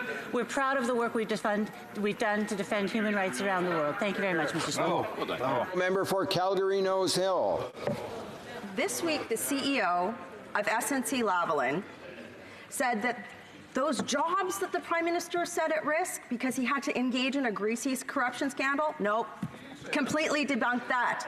Meanwhile, today, Canadian farmers are waking up to a complete catastrophe in their market because of his incompetence. Meanwhile, 100,000 people are out of work in the energy sector because of the No More Pipelines job. And meanwhile, we know that the former Attorney General said to her that he was concerned about the SNC-Lavalin scandal because he was a Quebec MP. Why does this Prime Minister only... The time has expired. The Honourable Government House Leader. Mr. Speaker, it sounds like the articles that people are reading, they will come to their own conclusions, and that member is entitled to read that article and take out what she would like out of it. But what I do know, Mr. Speaker, is that the Justice Committee did look at this matter. The Conflict of Interest and Ethics Commissioner is investigating this matter. We know that there's an ongoing court case, and Canadians can rest assured that the rule of law in Canada is intact. We know that we can always improve and strengthen our institutions. We will continue to do that, Mr. Speaker, and Canadians can have confidence that we will ensure it happens. Thank you. For Calgary Nose Hill. Nobody is buying that. Nobody's buying that. There's farmers waking up that are going, where are we going to market our goods? There are hundreds of thousands of people out of work because of this government's failure and incompetence, because they've been mired in scandal for weeks. That's all that they care about. Why will the Prime Minister only move hell and high water to protect his own job? The Honourable Government House Leader. Mr. Speaker, once again, the rule of law in Canada is intact. The Justice Committee has looked into this matter. The Conflict of Interest and Ethics Commissioner is investigating this matter. There is an ongoing court case. Mr. Speaker, that member stands and she points her finger and she does whatever. Over 31 hours, Canadians were able to see the voting records of members. They voted against programs and services that benefit Canadians, programs in gender and women equality programs, programs for national defense, programs for Indigenous people, programs to help build the pipeline. But no, Mr. Speaker, every time the Conservatives voted against it, Canadians see it clearly.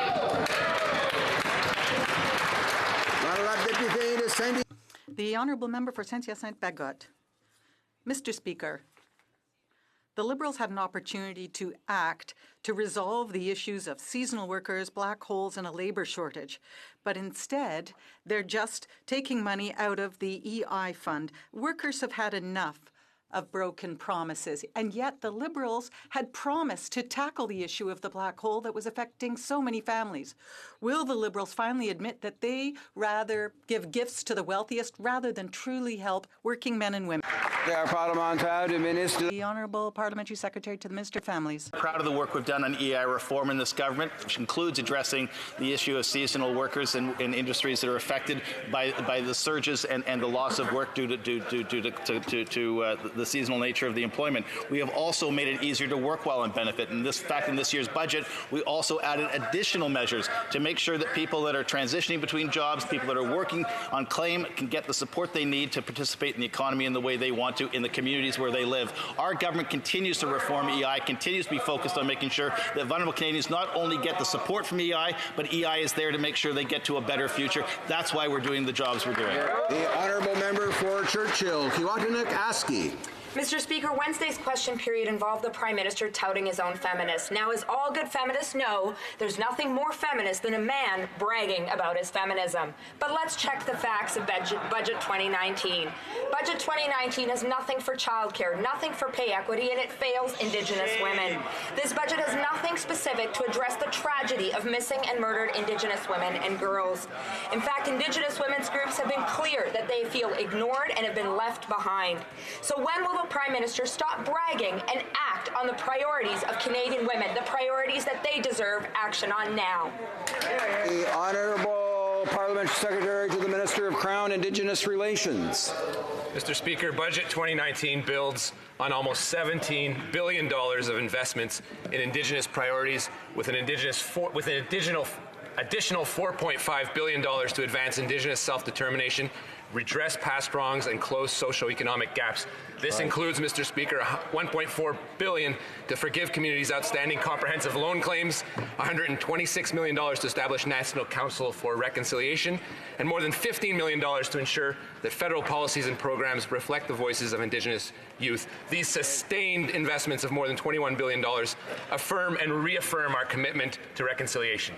The Honourable Member for Pontiac. Mr. Speaker, the riding of Pontiac measures over 30,000 square kilometers, and all of it lies within traditional unceded Algonquin territory. So this week, I was so honored to join the Minister of Crown Indigenous Relations in celebrating the signing of an MOU and the global settlement of 29 separate claims between Canada and Kitigan-Zibi Anishinaabeg First Nation in the north of my riding. Can the Parliamentary Secretary to the Minister of Crown Indigenous Relations update this House on what this MOU and $116 million in compensation means for reconciliation with this Algonquin community? Honourable Parliamentary Secretary to the Minister of Crown Indigenous Relations. Thank you, Mr. Speaker. I'd like to thank the member for Pontiac for his tireless commitment to reconciliation and more specifically his engagement with the people of Kitigan-Zibi. I also want to highlight his undertakings in learning the Algonquin language. He is an example to us all. With the signing of this MOU and the settlement of these claims, which includes a compensation of over $116 million, we're supporting the acceleration of community-led social and economic initiatives and advancing reconciliation in a way that respects the rights and interests of Kitigan-Zibi. By working together, we've not only helped address past wrongs, but taken important steps to renew and strengthen our nation-to-nation relationship with Kitigan-Zibi, Anishinaabeg. The Honourable Member for Wellington, Halton Hills. Mr. Speaker, the government keeps repeating the refrain that committees are independent of the PMO and masters of their own domain. So my question to the government, has there been any communications from either the Office of the Chief Government Whip or the Office of the Government House Leader and Liberal members of the Ethics Committee about next Tuesday's meeting? The Honourable Government House Leader. Well, just by getting some information from a member of the committee to myself, she says that there hasn't been. This is, I'll tell you that I have the utmost respect for this place. When I'm asked a question, I always do my best to answer that question. When it comes to my office, I do work with a solid team of people. I've been in the House for over 31 hours voting. I slept for 5 hours, not even, Mr. Speaker, and I'm right back in that very same seat. Thank you, Mr. Speaker. Honourable Member for Foothills. Mr. Speaker, no one believes the Prime Minister is not manipulating these committees to cover up his scandal. The Prime Minister told the Attorney General and all Canadians a complete fairy tale. We now know no jobs were ever at risk. The CEO of SNC-Lavalin said he never cited 9,000 jobs as a reason to end their criminal trial. In fact, when asked about these mythical job losses, the CEO said, "I don't know what other people believe." Wow. When will the Prime Minister come clean with Canadians? When will he end this cover-up? When? Honourable Government House Leader. Mr. Speaker, as I've stated, the Justice Committee looked into this matter. The Conflict of Interest and Ethics Commissioner is currently investigating this matter. There is currently an ongoing court case in this matter. We have respect for these institutions on this side, Mr. Speaker. The Conservatives never have had respect, definitely not under 10 years of Stephen Harper. And so I would say that Canadians are actually wondering and considering, when will the Conservatives start having respect for institutions, and when will the Conservatives show up to work and stop voting against measures that benefit Canadians? We on this side will vote for them to ensure that we have a cleaner, greener future for our kids and grandkids and a stronger. The Honourable Member for Beauport, Côte-de-Beaupré, Île d'Orléans, Charlevoix. Mayor, Thank you, Mr. Speaker. If we voted against it was because of the cover-up. Mr. Speaker, the former president of the Treasury Board said that there is much to the story that should be told. The former Attorney General said that she hadn't spoken all of her truth. Now we know that she has sent a written statement and her emails to the Justice Committee. The Prime Minister has been providing false answers in the House when he said that he was working for the 9,000 jobs, but actually the CEO, Neil Bruce, said that those 9,000 jobs were never at stake. So when will the Prime Minister stop? Leader, the gouvernement. Honourable Government House Leader. Mr. Speaker, we can see that the Conservatives are coming up with various reasons for voting against measures that will benefit Canadians, such as the Economic Development Agency that will help businesses in Quebec. The Conservatives voted against that measure. So all these things that help Canadians are not being voted for on the part of Conservatives, even though they say that they stand up for Canadians. Now, the Ethics Commissioner is doing his work, as is the Justice Committee. Mr. Speaker, the former Attorney General told us the Prime Minister insisted jobs would be lost if she didn't end the corruption trial of SNC-Lavalin. The Prime Minister told the media his 9,000 job loss figure came from the company itself. Wow. Now, the CEO of SNC-Lavalin stated he never talked to the Prime Minister about a DPA or about jobs. The Prime Minister must end this cover-up. Will he allow the Ethics Committee to conduct a public investigation into his corruption scandal? Thank you, Mr. Honourable Government House Leader. Mr. Speaker, when it comes to the answer, I'll remind Canadians once again that the Justice Committee looked into this matter. They looked into this matter for over 5 weeks, Mr. Speaker. There's a process here, and let's say legislation goes through the House, then it goes to committee. Most pieces of legislation are not even studied for 5 weeks, but there was 5 weeks devoted to these meetings to ensure that Canadians could hear from witnesses. The Prime Minister actually waived solicitor-client privilege as well as cabinet confidence. The Prime Minister actually ensured that everything was available so that Canadians could be able to hear and come to their own conclusions. But what the Conservatives don't want to talk about is that they voted against programs like Western The Honourable Member for Kootenay, Columbia. Mr. Speaker, the Liberal budget acknowledges that lack of affordable childcare is putting education, employment and home ownership out of the reach of parents, particularly mothers. Despite this, there is no new funding for childcare, and the crisis persists across the country outside of Quebec. The Royal Commission on the Status of Women said almost 50 years ago, universal child care is critical to women achieving true equality. Yet the Minister of Families, Children and Social Development is still calling this, and I quote, a long-term vision. Will the government stop making promises and show leadership on the child care crisis? Honourable Parliamentary Secretary to the Minister of Families, Children and Social Development. You know, the funniest thing about the NDP is that when you put something in the budget, they complain it's long-term. And when you don't put something in the budget because you did it last year, they ignore that you did it last year. The reality is this: $7.5 billion has been invested in child care agreements. These agreements are with provinces and territories, but they also have specific agreements with Indigenous-led organizations through the NIOs. So our $7.5 billion over the next 10 years is now in the system, delivering child care spaces in BC and Ontario, right across the country from coast to coast to coast. We're proud of our investments. We realize more is needed to be done, and that's why we're also focused on lifting women out of poverty. The numbers on those figures are even better. If they want to ask me a question about that, happy to answer. Honourable Member for Hamilton Mountain. Mr. Speaker, the Liberals have failed on their promise to protect pensions and benefits in case of corporate bankruptcy. The Prime Minister had one last chance to deliver on his promise in Budget 2019, but he chose to leave Canadian workers and retirees without protection.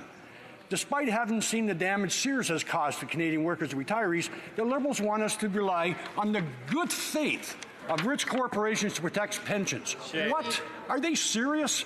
Nope. Canadians aren't buying that. Why are the Liberals more committed to protecting shareholders and rich banks over Canadian workers and retirees? Parliamentary Secretary to the Minister of Seniors. Speaker, Speaker, our government has had extensive and thorough consultations with industry and Canadians about workplace pensions. We've taken immediate action. Mr. Speaker, through Budget 2019, our government will strengthen the court's power to review executive bonuses, root out attempts to asset strip companies, compel stakeholders in insolvencies to be honest about their interests, invest $150,000 to the National Pension Hub to continue to support pension research, and invest $12.5 million to the Global Risk Institute so they can continue their important work in developing new approaches to financial risk management. Mr. Speaker, when it comes to seniors, we will continue to deliver for seniors. Bravo. Yes, sir. The honourable member for Carleton. The Prime Minister told the Attorney General twice on September 17th that the company SNC-Lavalin was threatening to move its headquarters unless she shelved the charges on fraud and corruption. BNN asked the SNC CEO this week, did you threaten to move your headquarters from Montreal? Answer, no. Never? No. So where did the Prime Minister get this falsehood? And why would he say something he knew was untrue to a top law officer in order to shelve charges? Wow. The Honourable Parliament Secretary, the Honourable Government House Leader. Let's see how long we go before the Conservatives start speaking over me so that I cannot be able to answer. But let's just make sure Canadians understand that when it comes to the way governments work, they all work differently. That member was once a cabinet minister. Different cabinet positions will have different responsibilities, and that's where we have confidence that the Attorney General, Minister of Justice would fulfill their duties fulfilling, and I'd say they have done a pretty impressive job. But when it comes to the Prime Minister, when it comes to the Minister of Innovation, when it comes to the Minister of Seniors, they all also have different responsibilities. When it comes to a government, we will always fight for the national interest. Thank you, Mr. Speaker. Honourable member for Carleton. So the Prime Minister claimed that either the AG shelved the charges against SNC-Lavalin or the headquarters would leave. Question from BNN to the CEO. Did you ever threaten to move your headquarters from Montreal? No. Where did this issue come up? It was a possibility for SNC, if it was never a possibility for SNC-Lavalin. Answer. I don't know what people make up or what they have in their minds. The Prime Minister is the one who spread this falsehood. Exactly. What exactly did he have in his mind? Honourable Government House Leader. Mr. Speaker, I would hope that the Prime Minister, any Prime Minister, in their mind will always have the best interest of Canadians and the country that they fight for. That's exactly what we've been doing since we were elected, Mr. Speaker. And why the Conservatives are sitting in those benches is because they forgot that their priorities are Canadians, not only Conservatives. But we on this side, we can fight for the people that we share a political stripe with. But who we fight for first and foremost, Mr. Speaker, is all Canadians. And that's what we will do. We're going to have tough conversations, and sometimes we will not agree. But it's okay, Mr. Speaker. When Prime Minister says that diversity is our strength, he includes the diversity of perspectives, of regions, and the list goes on. The Honourable Member for Carleton. Mr. Speaker, I know that when I asked what the Prime Minister had in his mind, I was being presumptuous, but let me just quote here from BNN yesterday. Because the inference is that if you do not get to go the way of a deferred prosecution agreement, 9,000 jobs would disappear. SNC CEO response, that's incorrect. We have never said that. So now that we know the 9,000 jobs excuse was a lie, and that the Prime Minister was not protecting jobs, exactly who was he protecting? Honourable Government House Leader. Mr. Speaker, to ever imply that the Prime Minister of Canada would not protect jobs is frankly not true and frankly pathetic. And that member knows very well that he is going pretty far by making an accusation. Any prime ministers that I've liked and prime ministers that I've not liked have been prime ministers of the country I am proud to serve and fight for. Mr. Speaker, there is a spot for partisan politics, and that should be in campaigns. When we are set to this place, Mr. Speaker, we should raise the bar on the work that we do. We are all honourable members. Every member of Parliament should be fighting for jobs. The Honourable Member for Coquitlam, Port Coquitlam. Order. Thank you, Mr. Speaker. Mr. Speaker, Canada's forests are important to Canadians in a number of ways. Canada's forests and forest products play a major role in meeting climate targets, creating good jobs, stimulating economic growth, and building more resilient communities. Indeed, Canada is home to the third largest forest area in the world and 36% of the world's certified forests. In light of International Day of Forests, can the Parliamentary Secretary of Natural Resources update this House on how our government is ensuring that Canada's forests are protected and the forest industry remains a source of jobs for communities across the country? The Honourable Parliamentary Secretary to the Minister of Natural Resources. Mr. Speaker, I would like to thank the member for Port Coquitlam for the question and his hard work. Yesterday was International Day of Forests. In Northern Ontario, and where I grew up in Kapuskasing, the forestry sector has always been an integral part of the community. Canadians are proud that this industry is a recognized world leader in sustainable forest management. To further support the work taking place and the good middle-class jobs it creates, Budget 2019 includes an investment of over $250 million for forest transformation and innovation. Our government will continue to support a competitive and sustainable forestry sector. Merci, Monsieur le Président. Thank you, Mr. Speaker. The Honourable Member for Beauport-Limoilou. Mr. Speaker, Liberal members voted for almost 48 hours non-stop for one reason and one reason alone: to protect a Prime Minister who refuses to come clean on the SNC-Lavalin matter. Over the past few weeks, two ministers, the principal advisor to the Prime Minister, as well as the clerk of the Privy Council, resigned. Even a Liberal member left their caucus this week. Clearly something fishy is going on. When will the Prime Minister allow Canadians to learn the whole truth and stop this cover-up? The Honourable Government House Leader.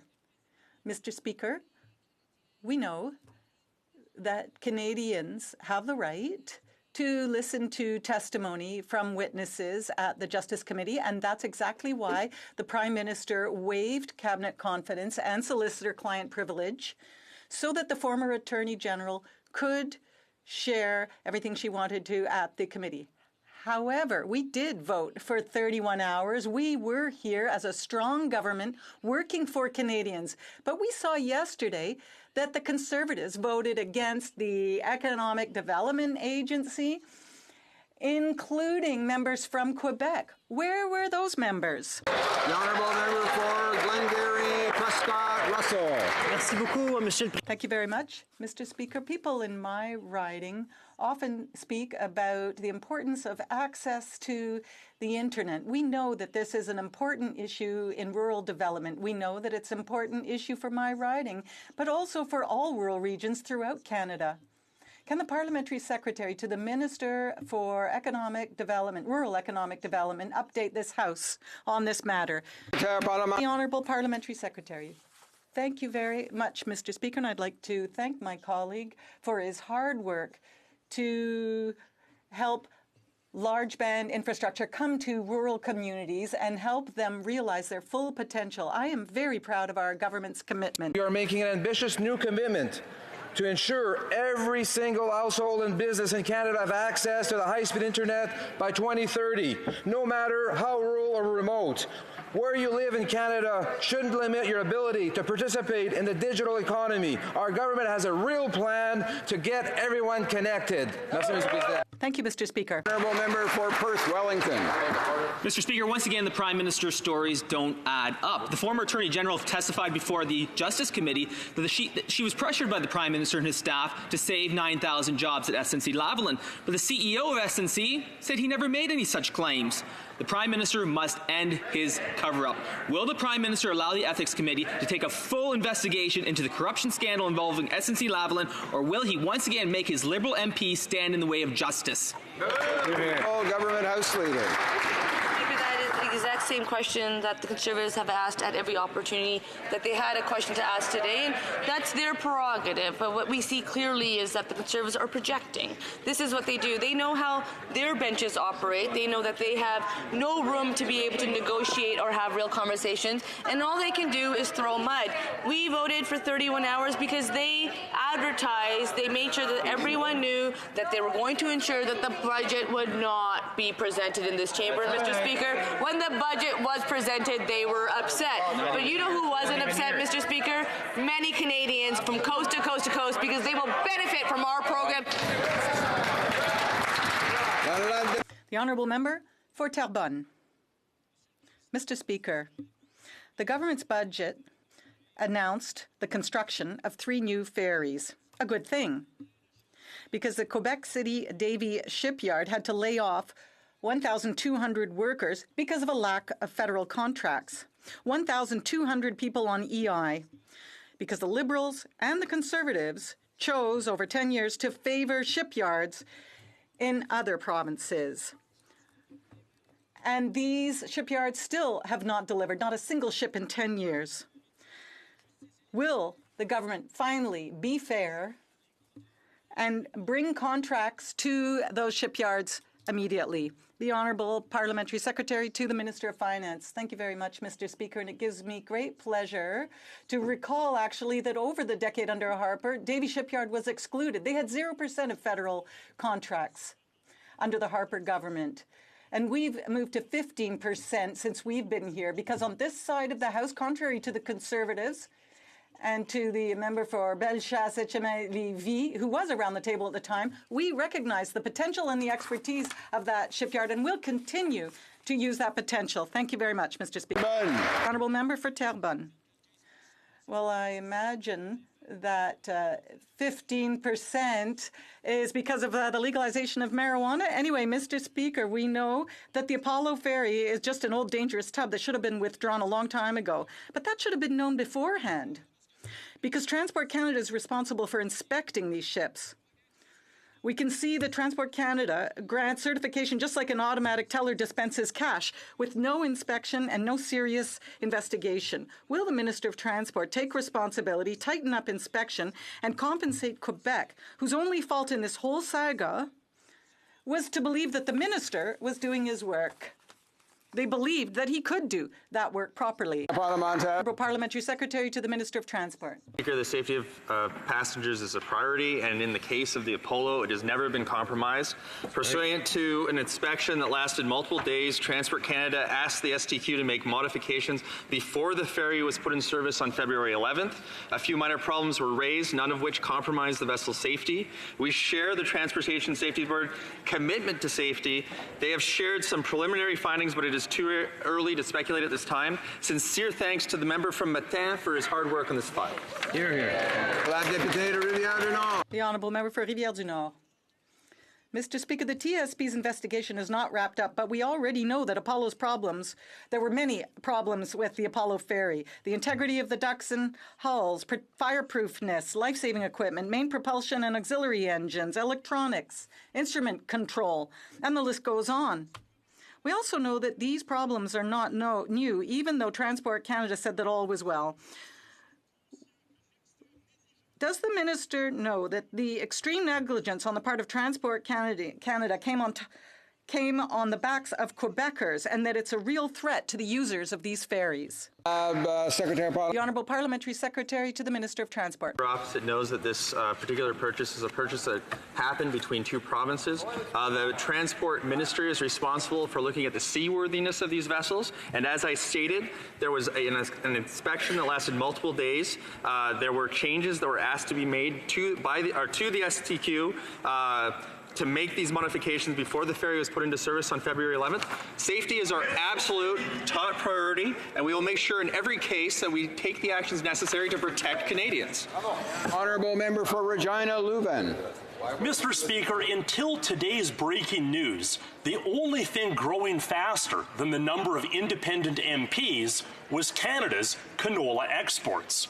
But now our largest customer, China, has stopped buying Canadian canola. Prairie farmers should not pay the price for an unrelated diplomatic tiff. What actions is the government taking to reopen the Chinese market and to support our canola farmers until this is rectified? Parliamentary Secretary to the Minister of Agriculture.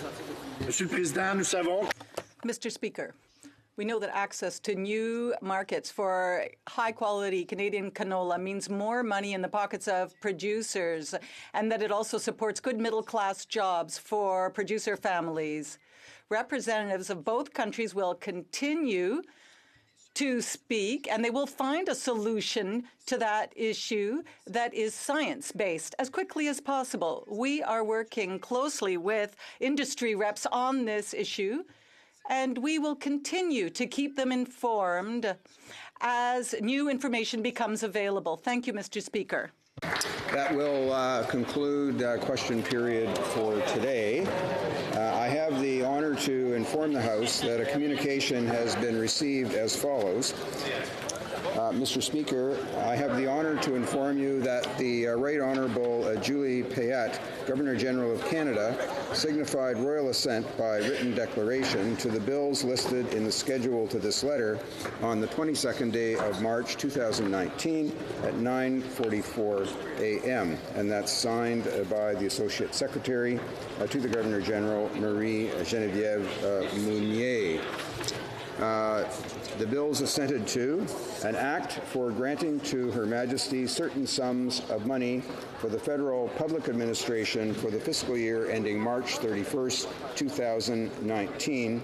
That's Bill C-95. And an act for granting to Her Majesty certain sums of money for the federal public administration for the fiscal year ending March 31st, 2020, that being Bill C-96. I have the honor to inform the House of the communication and that the text was received on March 22nd, 2019.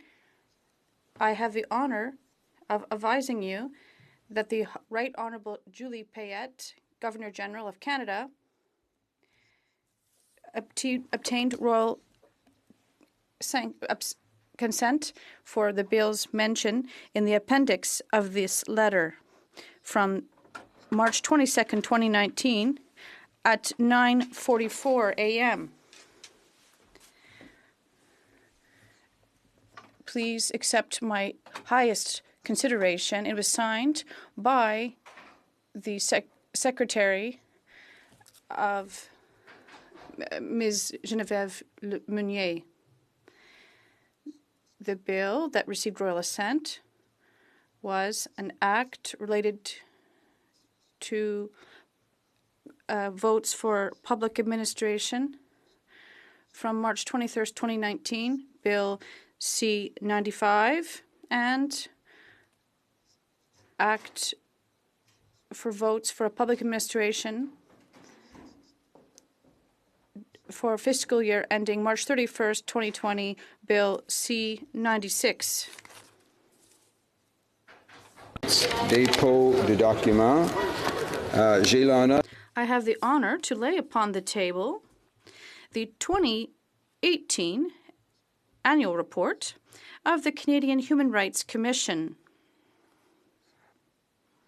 Pursuant to Standing Order 108, 3E, this document is deemed to have been permanently referred to the Standing Committee on Justice and Human Rights.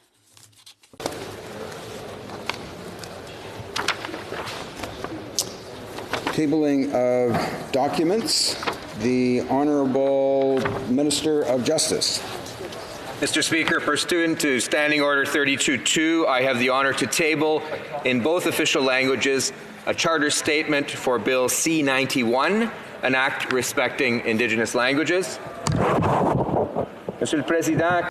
Mr. Speaker, pursuant to Standing Order, I have the honour to table in both official languages a charter statement for Bill C-93, an act to provide no-cost expedited record suspensions for simple possession of cannabis. Thank you very much, Mr. Speaker. Tabling of documents. The Honourable Parliamentary Secretary to the Government House Leader. Thank you. Mr. Speaker, pursuant to Standing Order 36(8), I have the honour to table in both official languages the Government's response to 30 petitions. Tabling of documents. Dépôt de projet de loi émanant du gouvernement, introduction of government bills, statements by ministers, déclaration de ministre, reports from interparliamentary delegations, Presenting reports from committees. The Honourable Member for Brossard Saint-Lambert. Thank you very much, Mr. Speaker. Today I have the honour to present in both official languages the 60th report of the Standing Committee on Public Accounts, entitled Report 3, Canada's Fighter Force, National Defence, of the 2018 fall reports of the Auditor General of Canada. Pursuant to Standing Order 109, the committee asked the government to table an overall response to the present report. That's it. Presenting reports from... I'm sorry. The Honourable Member for Brossard Saint-Lambert. Thank you very much, Mr. Speaker. So I have a further report to present in both official languages, the 61st report of the Standing Committee on Public Accounts, entitled Report 5, Inappropriate Sexual Behaviour, Canadian Armed Forces, of the 2018 fall reports of the Auditor General of Canada. Pursuant to Standing Order 109, the committee requests that the government table a comprehensive response to this report. Thank you. Presenting reports from committees, the Honourable Member for Cambridge. Thank you, Mr. Speaker.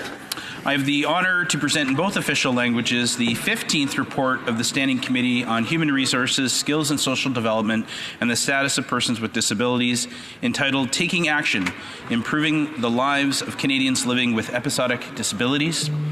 Pursuant to Standing Order 108.9, the committee requests that the government table a comprehensive response to this report. Thank you, Mr. Speaker. Présentation de rapport de comité. Introduction of private members' bills. First reading of Senate public bills. Motions. Motion. Mr. Poilievre, seconded by Mr. O'Toole, moves that it be an instruction to the Standing Committee on Finance that during its consideration of Bill S6, an act to implement the convention between Canada and the Republic of Madagascar for the avoidance of double taxation and the prevention of fiscal evasion with respect to taxes on income, the committee be granted the power to travel throughout Canada to hear testimony from interested parties, and that the necessary staff do accompany the committee, provided that the travel does not exceed 10 calendar days. Debate. The Honourable Member for Carleton. Thank you very much, Mr. Speaker. I will be splitting my time. The motion relates to issues of international taxation. And one international company that is affected by that issue, of course, is SNC-Lavalin. Now, in the debate over SNC-Lavalin, the Prime Minister has claimed the reason for his pressuring his former Attorney General to shelve charges against the company was to save jobs. Now, even if you believe that jobs trump the rule of law, there is still a problem with this story. It's false. Let's start with the claim that the Prime Minister made on September 31st that when he was speaking to the Attorney General, he told her that either she shelved the charges against the company or the headquarters would move. Let me quote the former Attorney General's testimony before the Justice Committee. Quote, the Prime Minister, she's speaking about the September 17th meeting, the Prime Minister again cited potential loss of jobs and SNC moving. Then, to my surprise, the clerk started to make the case for the need to have a deferred prosecution agreement. He said, quote, there is a board meeting Thursday, September 20th, with stockholders. They will be moving to London if this happens, and there is an election in Quebec soon.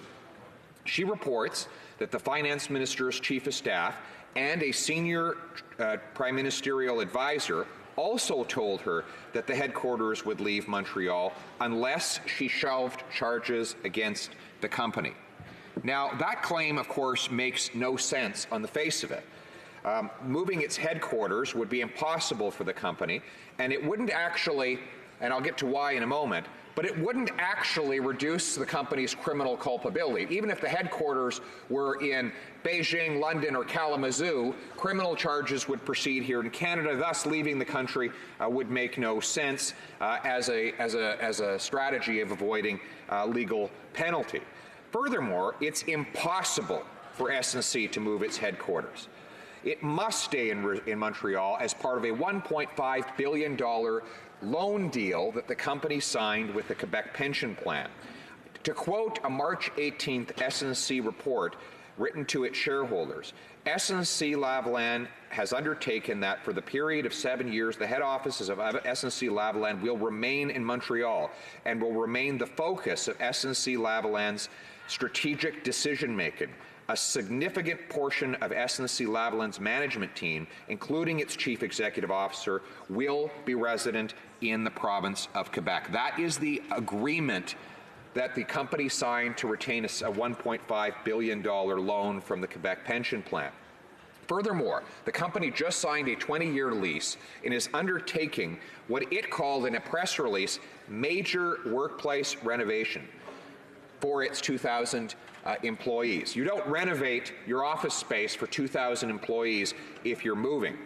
Even after the Director of Public Prosecutions and the Attorney General decided not to grant the company a remediation agreement, and even after the CEO learned that the charges would go ahead, the CEO, Neil Bruce, told the Toronto Star that SNC is not moving. Quote, Bruce also insisted the company is committed to remaining headquartered in Montreal. We absolutely want to be based here in Quebec, here in Canada. Again, that's end of quote. That is the Toronto Star from the 17th of December 2018. These comments were made after the company learned that it would not get a deferred prosecution agreement and that charges would in fact go to trial. So the Prime Minister, remember, the Prime Minister told the Attorney General that the company's headquarters was moving. Months later, the company head CEO said, no, we're not. Order. The Honourable Parliamentary Secretary to the Government House Leader on a point of order. Yes, Mr. Speaker, I believe the issue in terms of this before the committee is dealing with Madagascar and the TACS treaty. The member, if that being the case, I would suggest to you that the member is being absolutely irrelevant to the issue at hand. I thank the Honourable Parliamentary Secretary for raising the matter of relevance. Of course, it is a pertinent part of our standing orders with respect to speeches. I recognize the Honourable Member for Carleton is halfway into his remarks. He's splitting his time, so I know that he'll be referencing the points that he's made in his speech, and urge him to put it on the matter, the very question that was articulated in the motion that's in front of the House. The Honourable Member for Carleton. Yes, now the Prime Minister, of course, said twice on September 17th to the Attorney General, either you shelve the charges against SNC-Lavalin or its headquarters will leave Montreal. Well, this week, the Business News Network asked the CEO of SNC-Lavalin, and I quote, did you threaten to move your headquarters from Montreal? CEO Neil Bruce, no. Never? No. Where did this issue come up? It was a possibility for SNC-Lavalin. CEO, I don't know what people make up or what they have in their minds. Of course, when he said people, he's referencing the Prime Minister, because it's the Prime Minister who said twice on September 17th to the Attorney General, and then once a few weeks ago at a press conference, that SNC would move out of Canada altogether if the criminal charges went ahead.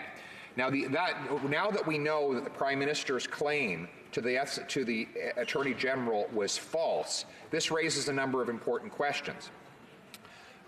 Section 139 of the Criminal Code makes it an offense for anyone to attempt to obstruct, pervert, or defeat the course of justice. Now, the course of justice at the time the Prime Minister met with the Attorney General was for SNC's fraud and bribery charges to go to trial. That is where the course of justice was leading. He was attempting to interrupt that course of justice by persuading his Attorney General to sign a deal with the company or have the prosecutor do so that would shelve those charges. If he deliberately stated a falsehood to the top law officer to have charges shelved, his own criminal culpability may be at stake, and we will examine that issue more as the days go on. So that is the issue of the headquarters. Now, the other half of the Prime Minister's jobs claim is that, according to him and to testimony by his top advisor, Gerald Butts, that 9,000 jobs were at stake. And I'm quoting there, Mr. Butts, on his testimony. Well, earlier this week, a reporter for BNN asked the CEO of SNC-Lavalin about the claim. And she asked this: because the inference is that if you do not get to go the way of a deferred prosecution agreement, 9,000 jobs would disappear.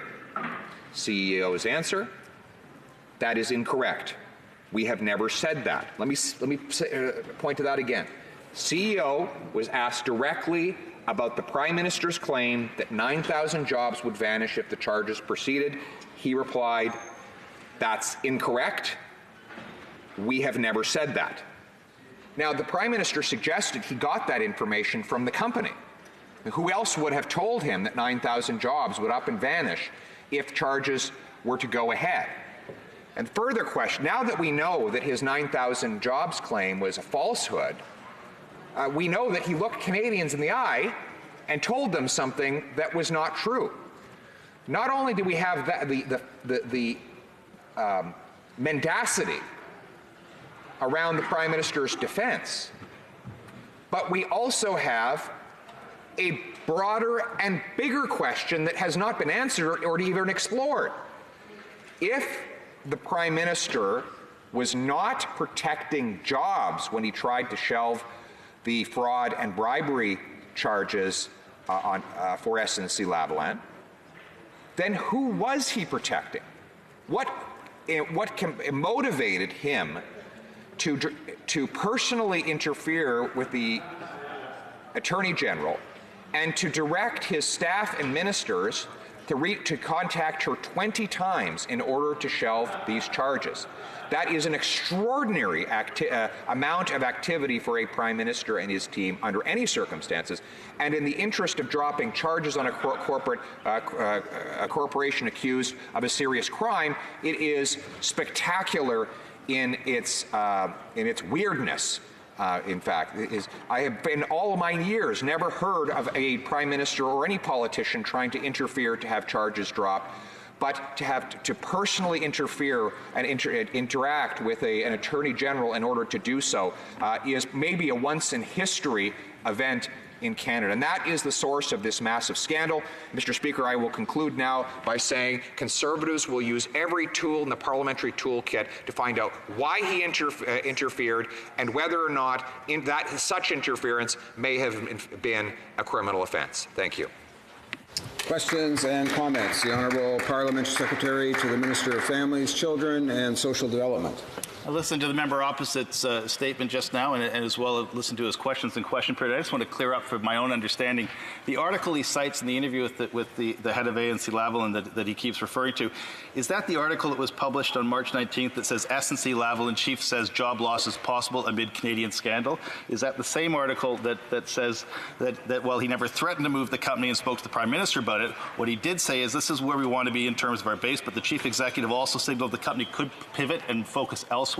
And is that the same article that says that job losses are in fact possible, that 21,000 jobs used to be in Quebec, in Canada in 2012, that since then is now being reduced to 9,000, and that more job losses are possible as a result of the ongoing situation? Is that the article he keeps quoting that says the head of SNC-Lavalin never threatened job losses, although he does in the title of the article and in the body of the text, never talked about moving the headquarters, although he does references a board meeting that happened in December 2018? Is that the article that he keeps referencing, or is there another article where he contradicts himself? Honourable Member for Carleton. Actually, no, the answer is no. I'm referring to an interview that the SNC-Lavalin CEO did. And in the interview, he does not say job losses will result. He said what he actually said was, in the absolute worst case scenario, the Canadian workers of SNC-Lavalin may ultimately just get jobs with other Canadian construction companies in Canada, and that those jobs would be in Canada because the construction projects are in Canada. And let me explain something to the member about infrastructure. When you're doing an infrastructure job to build something, your workers have to be there. So you can't actually, SNC is building the transit project in Ottawa, north-south. You can't build a 14-kilometer transit line in Beijing or London and drop it out of a helicopter in the nation's capital. The work would actually have to be done here. So not only is it wrong to claim that there will be job losses in the event of prosecution, it is physically impossible. Questions and comments? The honourable member for Calgary, Nose Hill. Thank you, Mr. Speaker. Since my colleague opposite introduced this concept of jobs and et cetera, and my colleague has now explained it, I'm just curious. I'm listening to this debate and going, at the heart of the SNC-Lavalin scandals, the fact that this company stands accused of bribing a Gaddafi with a yacht, buying prostitutes for buying Canadian prostitutes for Muammar Gaddafi's son, hundreds of millions of dollars in bribery, I believe. So I just wonder why the Prime Minister is going to hell and high water to protect a company that has clearly, that has clearly gone to such great lengths to bribe a company to get contracts when he should be perhaps focusing on things like the energy sector or maybe the agriculture sector, where we've got a catastrophic failure today on behalf of the government. And relating it back to the motion at hand, why travel and why Canadian voices are so important, especially given the culture of silence that this Prime Minister and this government has undertaken this week? Honourable member for Carleton. Well, that's a very good question. I mean, the member across the way, I thank the member for Calgary Nose Hill for the very good point she makes, and the Liberal member across the way continued to try and revive from the dead this 9,000 jobs claim. The CEO of the company has correctly pointed out that 9,000 jobs are not at stake. He said in the worst case scenario, a criminal conviction might cause some of those employees to work for other Canadian companies in Canada. And I'll tell you why they would have to work in Canada. SNC-Lavalin has the 5 biggest construction jobs in all of the country right now. They're worth $52 billion. And because they are construction jobs, they have to be done on construction sites. And so, in other words, the employees working on those jobs would have to do them in Canada. Unless the Liberal government is going to allow foreign workers to come in Canada and displace those construction jobs in our country, it would be impossible for those jobs to be lost. In other words, the whole jobs excuse has been a patent lie, which raises 2 questions.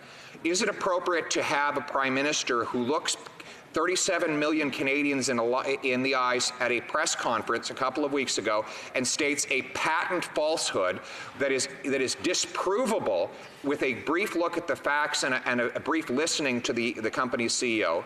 And 2, given that we now know he wasn't protecting jobs, who was he protecting and why? Resuming debate, the honourable member, I see the honourable Parliamentary Secretary to the Minister of Families, Children and Social Development on a point of order. I'm rising to address a point of privilege that was raised earlier in the House, and I wish to table a statement that's been made by the member from Ajax, from Whitby. The comment was made. The comment was made by person. I've been in conversations with my good friend and been granted permission to table this statement. And the statement is this: to the member of Perth Wellington, what in your right mind made you decide that you were allowed to speak for me? Everything in this ridiculous point of order is false, and you have no right to speak on my behalf. I'm perfectly capable. Quit grandstanding, and please correct this.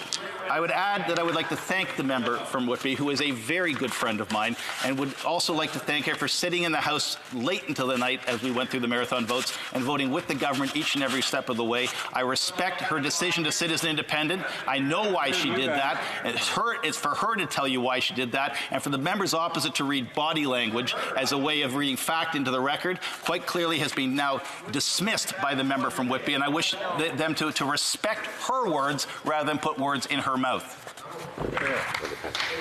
Just before we go to next steps here, I thought perhaps in the initial comments by the parliamentary secretary he was signaling that he wished to table the document that he had with him.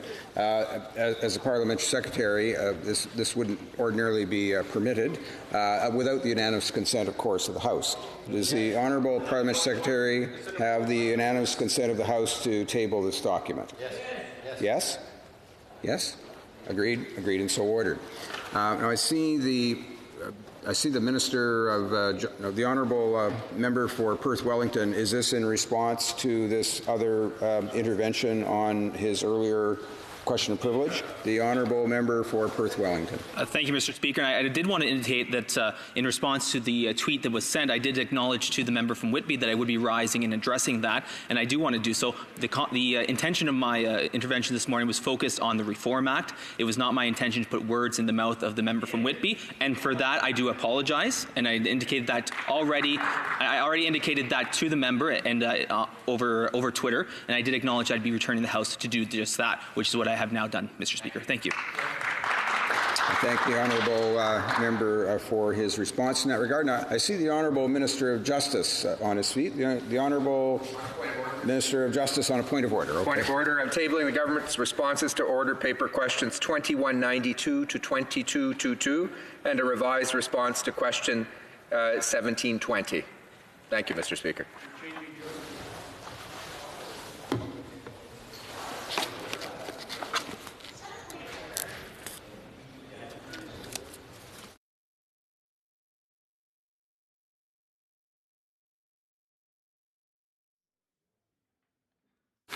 Okay, we're going to resuming debate. I just wanted to bring to members' attention the issue in the last exchange. The issue of relevance was brought up.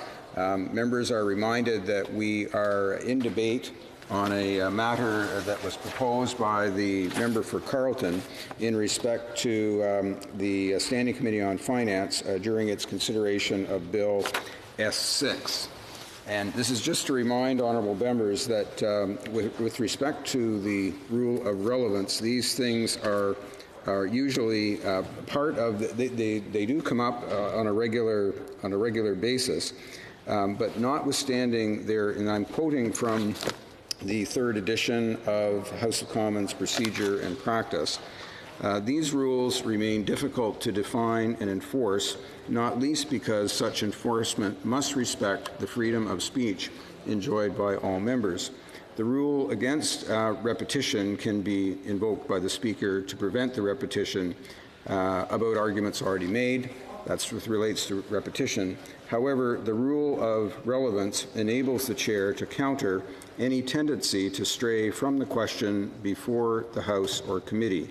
It's not always possible to judge the relevance of a member's remarks until he or she has spoken at some length or even completed his or her remarks. The Speaker must exercise his or her discretion. If the rules are applied too strictly, they have the potential for severely curtailing debate. If they are neglected, the reluctant loss of debating time may prevent other members from participating in debate. Particular circumstances, the mood of the House, and the relative importance of the matter under debate will have certain influence the rigidity with which the Speaker interprets these rules.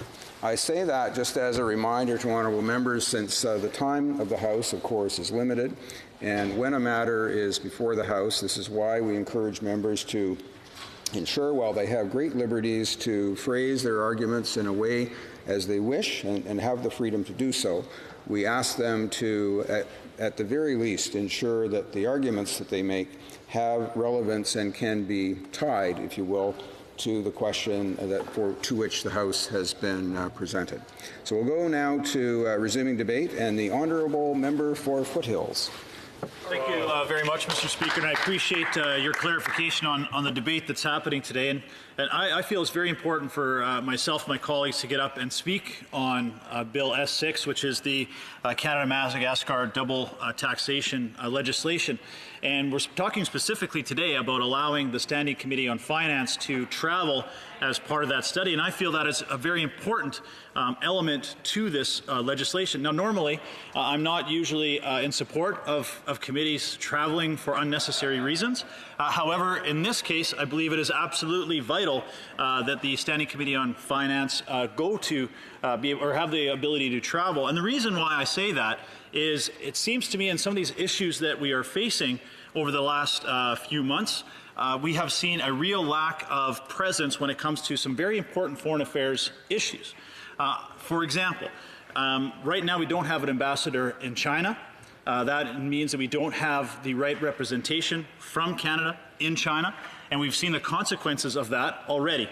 Late last night, as we were going through our 30th hour of debate, it broke that China has now refused to purchase any canola from Canadian producers. Initially, it was just from one supplier, Richardson, but now that has been expanded to include canola from every Canadian producer.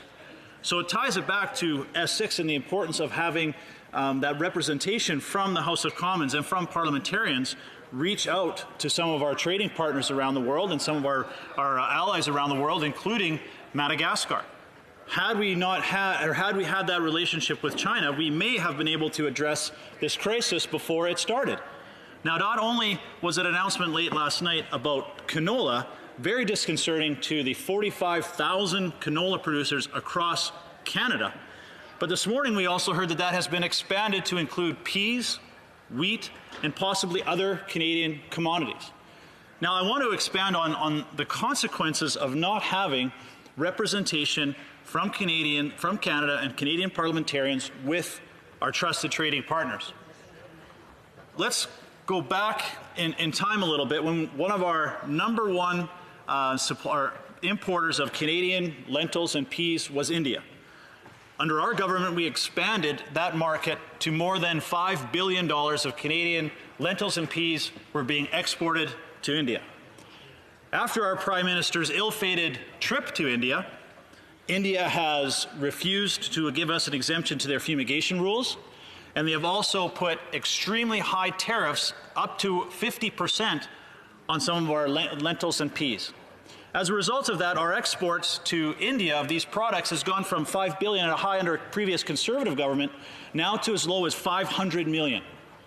That is a massive market for our pea and lentil producers that we have lost because of the inept foreign affairs positions and strategies of this Liberal government. Now, sometimes good can come out of bad. Because we lost that significant market with India, many of our producers were able to look to other markets. They have to.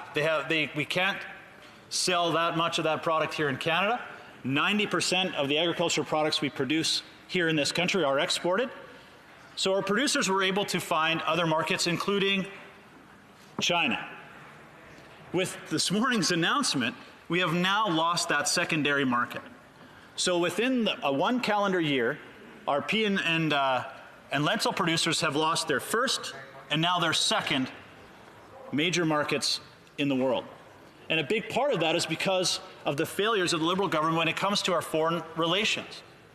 And that goes directly back to S6 and why I think it's so important for the Standing Committee on Finance to have that opportunity to travel as part of this study to rebuild some of those foreign affairs or foreign relations that we had with some of our trading partners. I talked about canola at the beginning of my intervention, Mr. Speaker, and I want to stress the fact that it's clear that this Liberal government doesn't understand the urgency of this decision by the Chinese government to block Canadian canola imports. This is a $26 billion market, or economic impact to Canada's economy. This is 250,000 jobs. This is decisions that are going to impact our producers not in the fall when they harvest next year's canola crop. This is impacting the decisions that they make right now. The cost of a bushel of Canadian canola has gone down by more than $1 a bushel. The value of the canola they have in their bins from last year's harvest has reduced by more than $500,000, probably getting close to $1 billion. Every single day, the price of that bushel reduces. Order. The Honourable Member for Salaberry-sur-Roi is rising on a point of order. Thank you very much, Mr. Speaker. Currently, we're debating a motion. However, the English and French version of the text are not consistent. It's quite difficult to follow, and I'd like you to figure out what the best solution would be. There are many mistakes. In French, it says Comité des Finances. And for example, in the English version, rather, it says Comité des Finances, but in the French version, it refers to Committee of Transport. So there are some huge differences between the two. Thank you.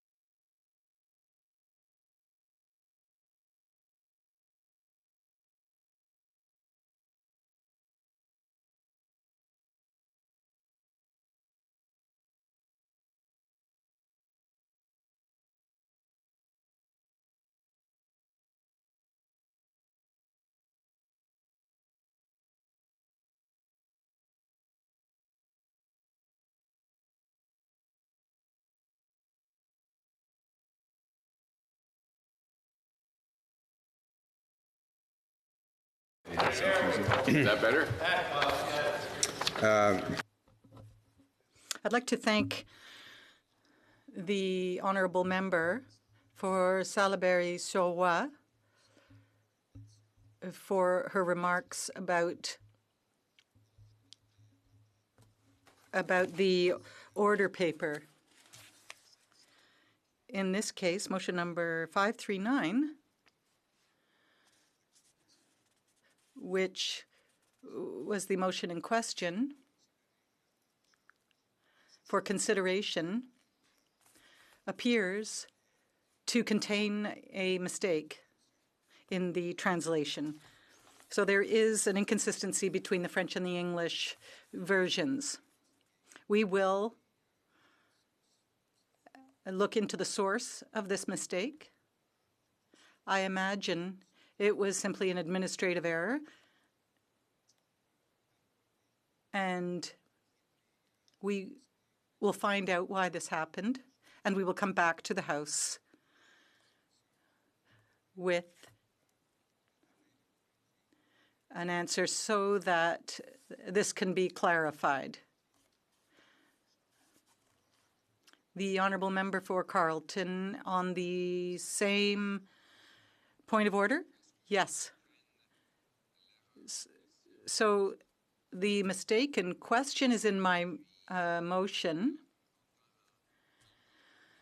And so, as a solution, I would be willing to reread the motion in the language of Molière. It has already been read in the language of Shakespeare. And I could also start my speech over again in French in order to take into account this mistake. I'm perfectly willing to share my remarks as well as my motion in French in order to respect the fact that we live in a bilingual country and that Francophone Canadians have a right to hear our messages and our debates, our proceedings, and our motions in both languages. Thank you. I'd like to thank the honourable member for Carleton for his remarks.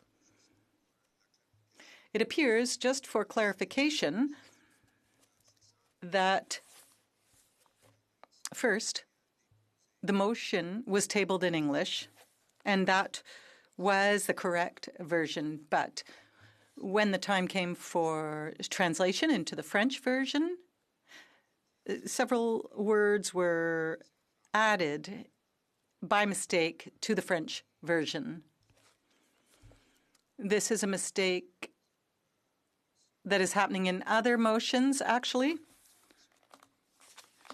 For example, there's a reference to the Transport Committee, and there are other references that were mistaken. This is an administrative error, and so the House will take the time to make the necessary corrections immediately. And once again, I'd like to thank the member for Salaberry-sur-Roi for drawing attention to these mistakes. These things happen from time to time, but it is important that all motions that are tabled are correct. Member for Malpeque. On the same point of order, Mr. Speaker, and I'm not good in the second language in French, but I agree with the member opposite's remarks. I think, Mr. Speaker, you have to look at this motion and the source of the motion, which is the member for Carleton. Because as you clearly state, Mr. Speaker, there's clearly errors in this, just as we heard in the speech earlier from the member of Carleton, factual errors in many areas of his remarks.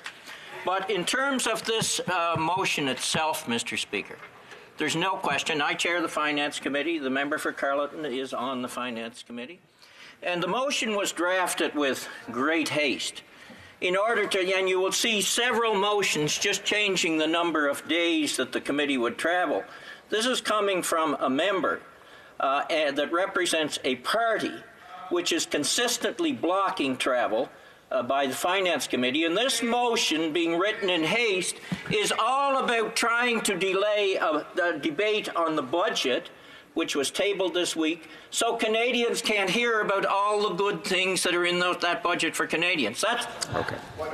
No, I think I appreciate the honourable member for Malpeque's additions to this discussion. I will say I see the member for Carleton is on his feet. This is a matter that was brought attention to by the honourable member for Salaberry-sur-Roi. I've given an explanation on the corrections that will take place for these motions that, I'll say again, were properly entered and properly disposed of in the Committee of Finance. It was just an error in the translation when that became reflected in the order paper. I'll accept the honourable member for Carleton on a brief intervention, and we must get back to the debate at hand. The chair of the Finance Committee is angry that Conservatives are questioning all the junketeering he wants to do at taxpayer expense. But what I was hoping he was going to address in his intervention is why he slammed his gavel and shut down the Finance Committee to prevent his finance minister from answering about why he and his chief of staff personally interfered with the Attorney General in order to shelve charges against a powerful Liberal-linked corporation. That chairman shut down the study. Yeah, this is what happens. We're into another element of debate, I believe, rather than points of order.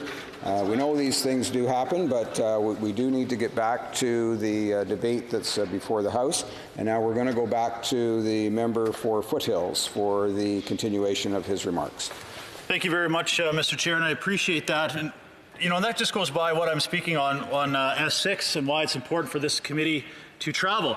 We're talking about the value of canola and how it's dropped for Canadian producers by $1 billion, the seeds the product they're trying to sell now. But where is our agriculture minister when all this is going on? She's traveling around Canada doing photo ops. Yes. She should be in China resolving this issue as quickly as possible. Our Canadian producers can no longer be paying the price for Liberals' failures on economic policy and certainly on foreign affairs. Over and over again, it's Canadian agriculture is one that are paying the price. Whether it's a carbon tax, trade issues with India, durum wheat to Italy, now China no longer taking our canola, wheat, peas, who knows what's next. In fact, Mr. Speaker, I'm so frustrated with what's been going on with this Liberal government, I would like to move the motion, seconded by the member of Calgary Nose Hill, that the House now be adjourned. Hear, hear. Hear, hear.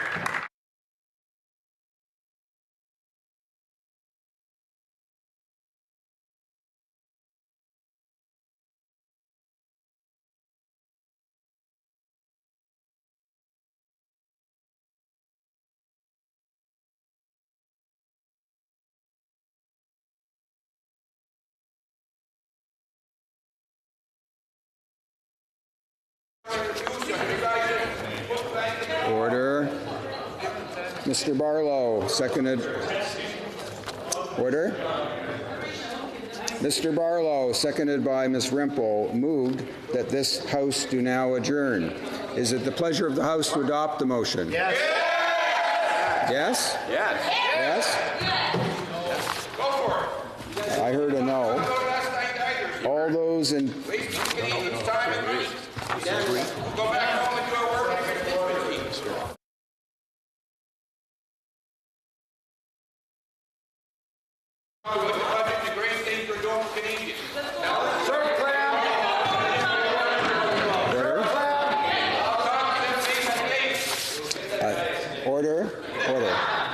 Order.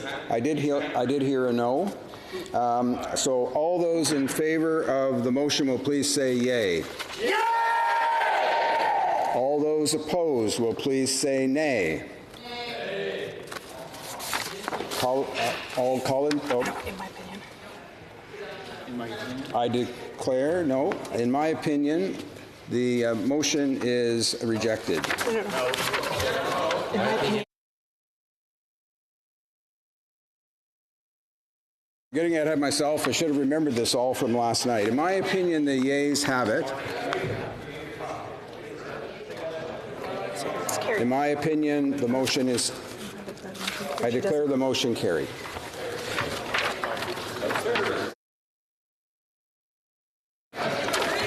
Accordingly, this House stands adjourned until Monday, April 1st, 2019 at 11 a.m. pursuant to Standing Orders 28.2 and 24.1.